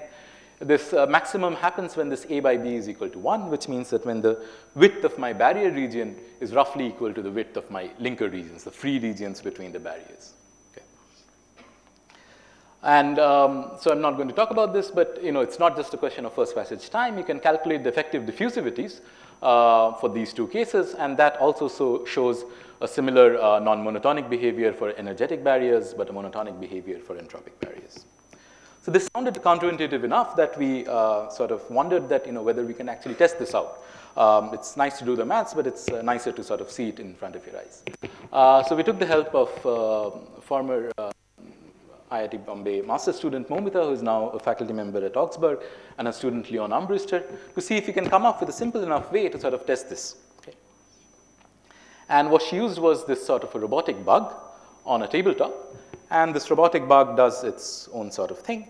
So it does slightly super diffusive motion at short time scales, transitioning to diffusive behavior at longer time scales. So this is the MSD of this robotic bug.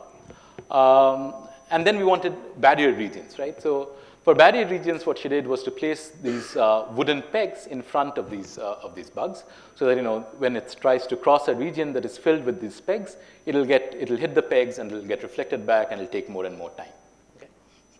And indeed, we checked that if I have some finite region and I have a region which is empty, a tabletop which is empty versus a tabletop which is filled with barriers like this, indeed, in these barrier regions, you take more time to cross a certain segment. So these do act as barriers. Okay. So now here is my setup. So I have a table, literally, not I, they have a table. And you have a segment which is empty of anything. So this is my free region.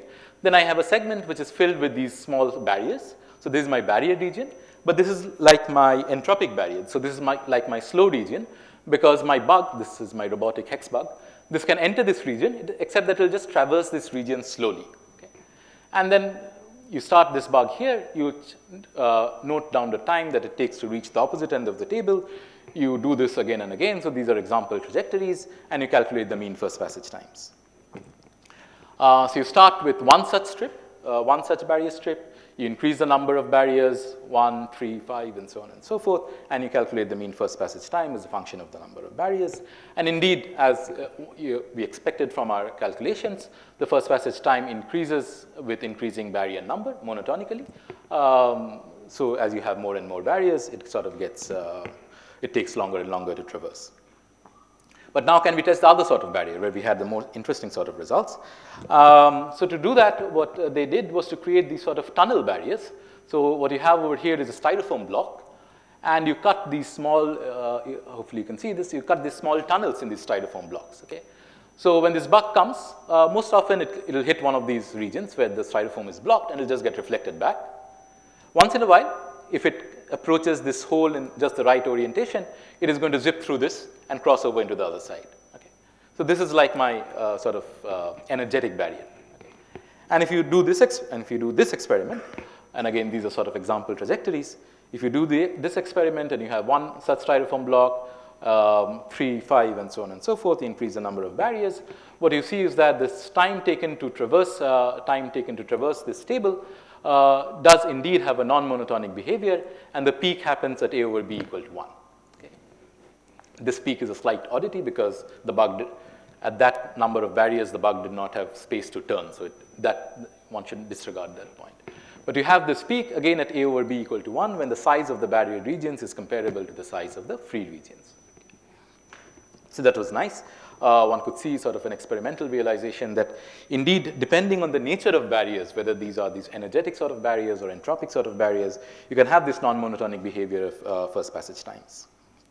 This is true for super diffusive motion as well. I'm not going to talk about that. So this is a very recent preprint, which is currently under review. It was uploaded on arXiv last month. But what does this mean for cohescent looping times? So if I now come back to this cohescent problem, what it means is that if I think about the looping times as a function of this linker length. So when I have this DNA that loops around the nucleosome, the length of the DNA is around 147, so let's say 150 base pairs. Okay? So the size of my obstacle in this problem is around 150 base pairs. So therefore, what it means, if I use realistic rates for cohesent motion, what it means is that this looping time is slowest when the linker length, the region between two nucleosomes, is also of the order of 150 base pairs. But then if I have more and more nucleosomes, the process actually gets faster. And if you think about, if you ask in biological systems, what are typical linker lengths? Typical linker lengths are around 50. Okay? So if you thought of this as a monotonic curve, what you would expect is this red, let's say, if I can look at any one of these curves, this red line to sort of continue growing up. Instead, what it does in the regime where biology would be interested in is to come down, and the looping times that you get then are sort of give you numbers for looping times which are in line with biological estimates. Okay. So I'll skip this. So this was work done by a former PhD student, Ajay. Now, before I move on to the next problem, I think I have 10 minutes. I'll just say that, you could think that, well, okay, I talked of these barriers, coherent, some protein moving on some DNA. Is it a very specific case? And actually, the answer is no. Because biological cells are extremely crowded environments, often you will have such obstacles where this sort of motion of proteins, motion of various biological objects in the presence of obstacles becomes important. So just to give one brief slide example, so this is Drosophila embryo. Drosophila is a common fruit fly. And in Drosophila embryos, you have these energids. Well, you have these, let me not get into the biology, you have this sort of proto-compartments, and you have proteins diffusing along these proto-compartments. And there has been previous work, and there has been, this is a figure from a paper of ours with our collaborators, where we show that these compartments actually act as obstacles. So if you have a protein, which in this case could be a bicoid protein or something, which moves along this region, these compartments act as obstacles. And then if you could ask that what is the time taken to go from one end to another or from one location to another, depending on the number of compartments that you have. And the number of compartments is variable because as the nuclei divide, your number of compartments double every cycle. So I'm not going to talk about this. This is work with my collaborator Amitabh at IIT and Richa at IISER Pune.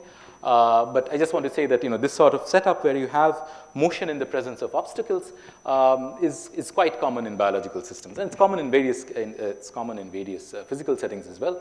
Motion in heterogeneous media is in some sense a very classic physics problem. All right. So for the next part, I'll ask slightly related question. So now that I have this looped structure of chromatin, so this coherent protein has come, it has formed a loop. I asked that how do these loop structures affect search and residence times? And there's something that is done by this is ongoing work done by one of my PhD students, Shubhadeep. So you have proteins which need to find their target sites along the DNA. Okay? So proteins are produced, they need to go and bind at a certain location inside the DNA for certain regulatory processes to happen. Okay? How does this process happen? This process happens, so here is my protein, it binds to DNA, and then it searches for its target site along the DNA. The common view is that this search process happens through what is called as facilitated diffusion, in that it searches along the DNA backbone for some time, which is thought of as one-dimensional diffusion, and then perhaps it dissociates and does 3D diffusion and binds back again somewhere else, and does a little bit more of one-dimensional diffusion, and so on and so forth. But if you now think about this, loop structure, this domain structure that I was talking about, when the protein is moving along this DNA, and this DNA is highly coiled, what it sees is not a one-dimensional structure, but a sort of a quasi-one-dimensional structure, because you have these distant segments of DNA that are in contact with one another, that are in close proximity to one another. So here is a sort of experimental graph which shows, these are called contact maps. So I'll just very quickly explain what is a contact map. So what it says is that if I take my chromatin polymer and I take one segment here and another segment far away, I ask what is the probability that these two segments come close to one another. Okay? You can answer this question experimentally through very, very, very clever experimental techniques which are called chromosome conformation capture techniques, in particular Hi-C and micro-C, and you can generate these maps. So these maps are visual representations of these matrices. So if you have a high intensity, what it means is that this segment I comes into contact with this segment J very often, and then perhaps less often, this segment I comes in contact with that segment J less often, and where you see white, there are perhaps no contacts at all. So what you see is this sort of a square-like structure that emerges from these contact maps, so emerges from these matrices. And what it says is that you have these sort of domains. So you have these sort of folded domains where you have a large number of contacts among this polymer chain. Okay. So the polymer chain corresponding to something like this would look like this. So you have a highly collapsed regions, which are my topologically associated domains. And then if you have a protein that is walking along this backbone, it is not performing pure one-dimensional diffusion, but it can do intersegmental hops, where it can hop from this segment to this segment, purely because although they are far away along the topological backbone, they're close by in three-dimensional space. Okay. So we wanted to ask that what happens to residence times of proteins in the presence of such a structure. Okay. And so we took a very simple approach at first. We said that, well, let me think of this one-dimensional walk. So a protein, if there was none of these intersegmental hops, none of these long-distance hops, the protein would do pure one-dimensional diffusion. It would hop from I to I minus 1 or I plus 1. Now you have these long hops where it can hop from I to J. So what I'll do is that for a moment, I'll simplify my life and say that, well, I'll forget about the polymer, but I'll think of this as a network problem. A network problem where I have consecutive nodes which are always connected, and then non-consecutive nodes which are connected with some probability P. Okay? So this is not a real polymer. It's a false, it's a toy polymer in some sense. But the advantage is that I can solve this problem analytically. Okay. So I asked that if I now introduce, so this backbone is always connected because that is my polymer topology, and I make this long distance connections with some probability P. So as I increase my probability P, I make more and more connections. And I asked that, well, if I started a protein somewhere in this domain, how long does it take to escape this domain? Okay. As a function of this connection probability P. So perhaps what I would expect, if I had no connections, it is doing a pure one-dimensional walk. As I introduce some connections, maybe it can hop long distances and therefore takes small time. But if I now keep on introducing this connection probability, what I see is again this sort of an optimal behavior. So initially, as I put in connections, so P equal to 0 is like pure one-dimensional walk. As I put in more of this long distance hops, my time starts to decrease. If I put in too many of these hops, the time starts to increase back again, because now instead of escaping, you have many more routes to come back inside the domain as well. Okay. This is true. It does not depend on the hopping rate along the backbone. So if I think of that as sliding, and if I think of this intersegmental things as jumping, then it does not depend on the relative rate between the two. You always have this generic non-monotonic feature. But you could ask that, well, this is a toy polymer. Does it have any relevance for real polymers? So we did some simulations using a standard polymer model. So this is a LJ polymer model. And this model is parameterized by this energy scale epsilon. So this is it's a repulsive attractive potential. So this first term models repulsion at short distances. The second term, which comes with a minus sign, models attraction. And basically, you get location where you have an energy minimum, and the value of the energy at that minimum location is epsilon. Okay. So epsilon sets the energy scale. As you increase this value of epsilon, you increase the attractive interaction, and the polymer starts to collapse. So if you think of the size of the polymer, the radius of gyration, as a function of epsilon, for the simple LJ polymer, what you see is that as you increase epsilon, your RG, the radius, the size of the polymer sort of decreases. Okay? So for small values of epsilon, you have this open chain. For large values of epsilon, you have this sort of a compact collapsed polymer. All right. But what happens to the time? And the time, again, time continues to have this non-monotonic behavior as a function of epsilon.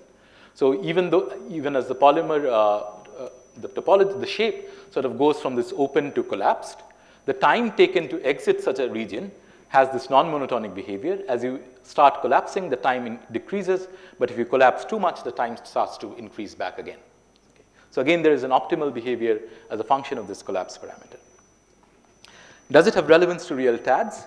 So we went back and looked at these data from real TADs, from these experiments that I was talking about, some few thousands, I've forgotten now. So chromosome 17, 18, and 19. And because the question might be that, I'm connecting these sort of links randomly, whereas in real DNA, these connections might be sequence dependent. There might be sequence specificity. So do these results mean anything for real TADs?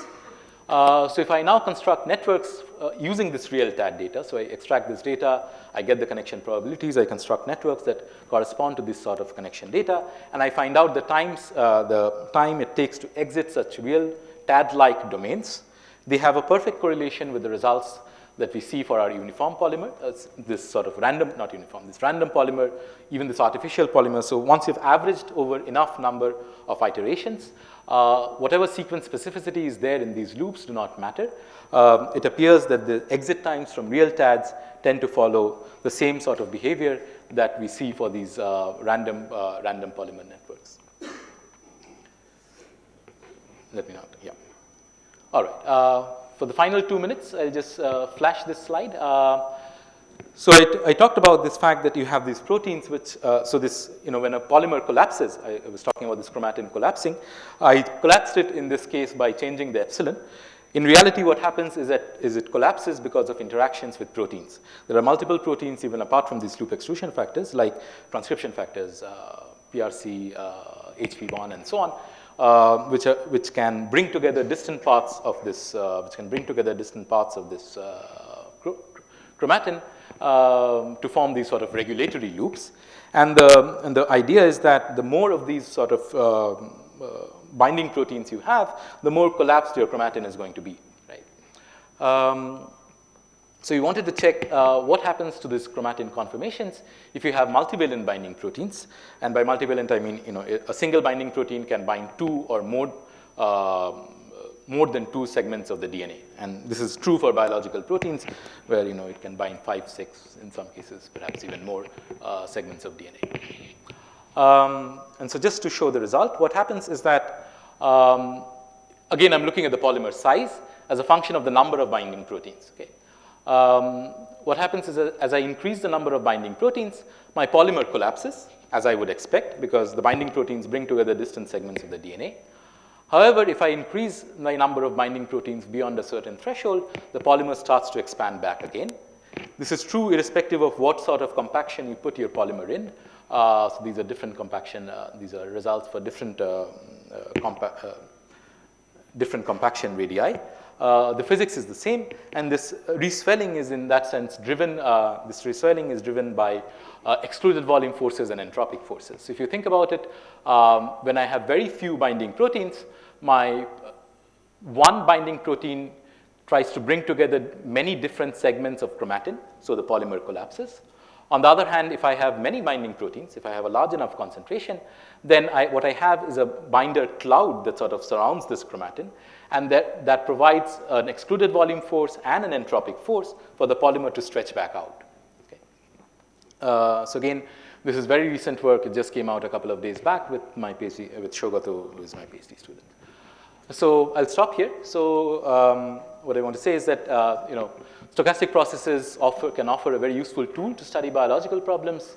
And when you look at these biological systems, even seemingly simple systems, collective effects can give rise to very non-trivial behavior, which has implications for various biological processes. So I've acknowledged my students. I should also acknowledge to my collaborators with whom most of this work was done, Ranjit in the bio department at IIT and Dibyendu in the physics department. So thank you.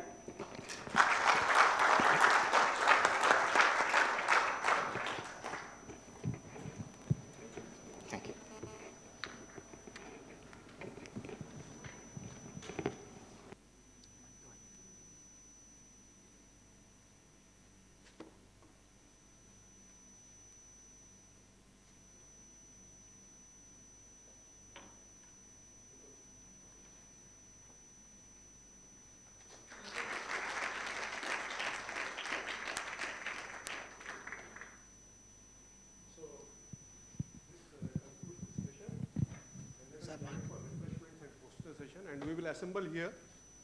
We will assemble here at 6:30. So let us thank all the speakers of all the sessions today. Thank you. Thank you.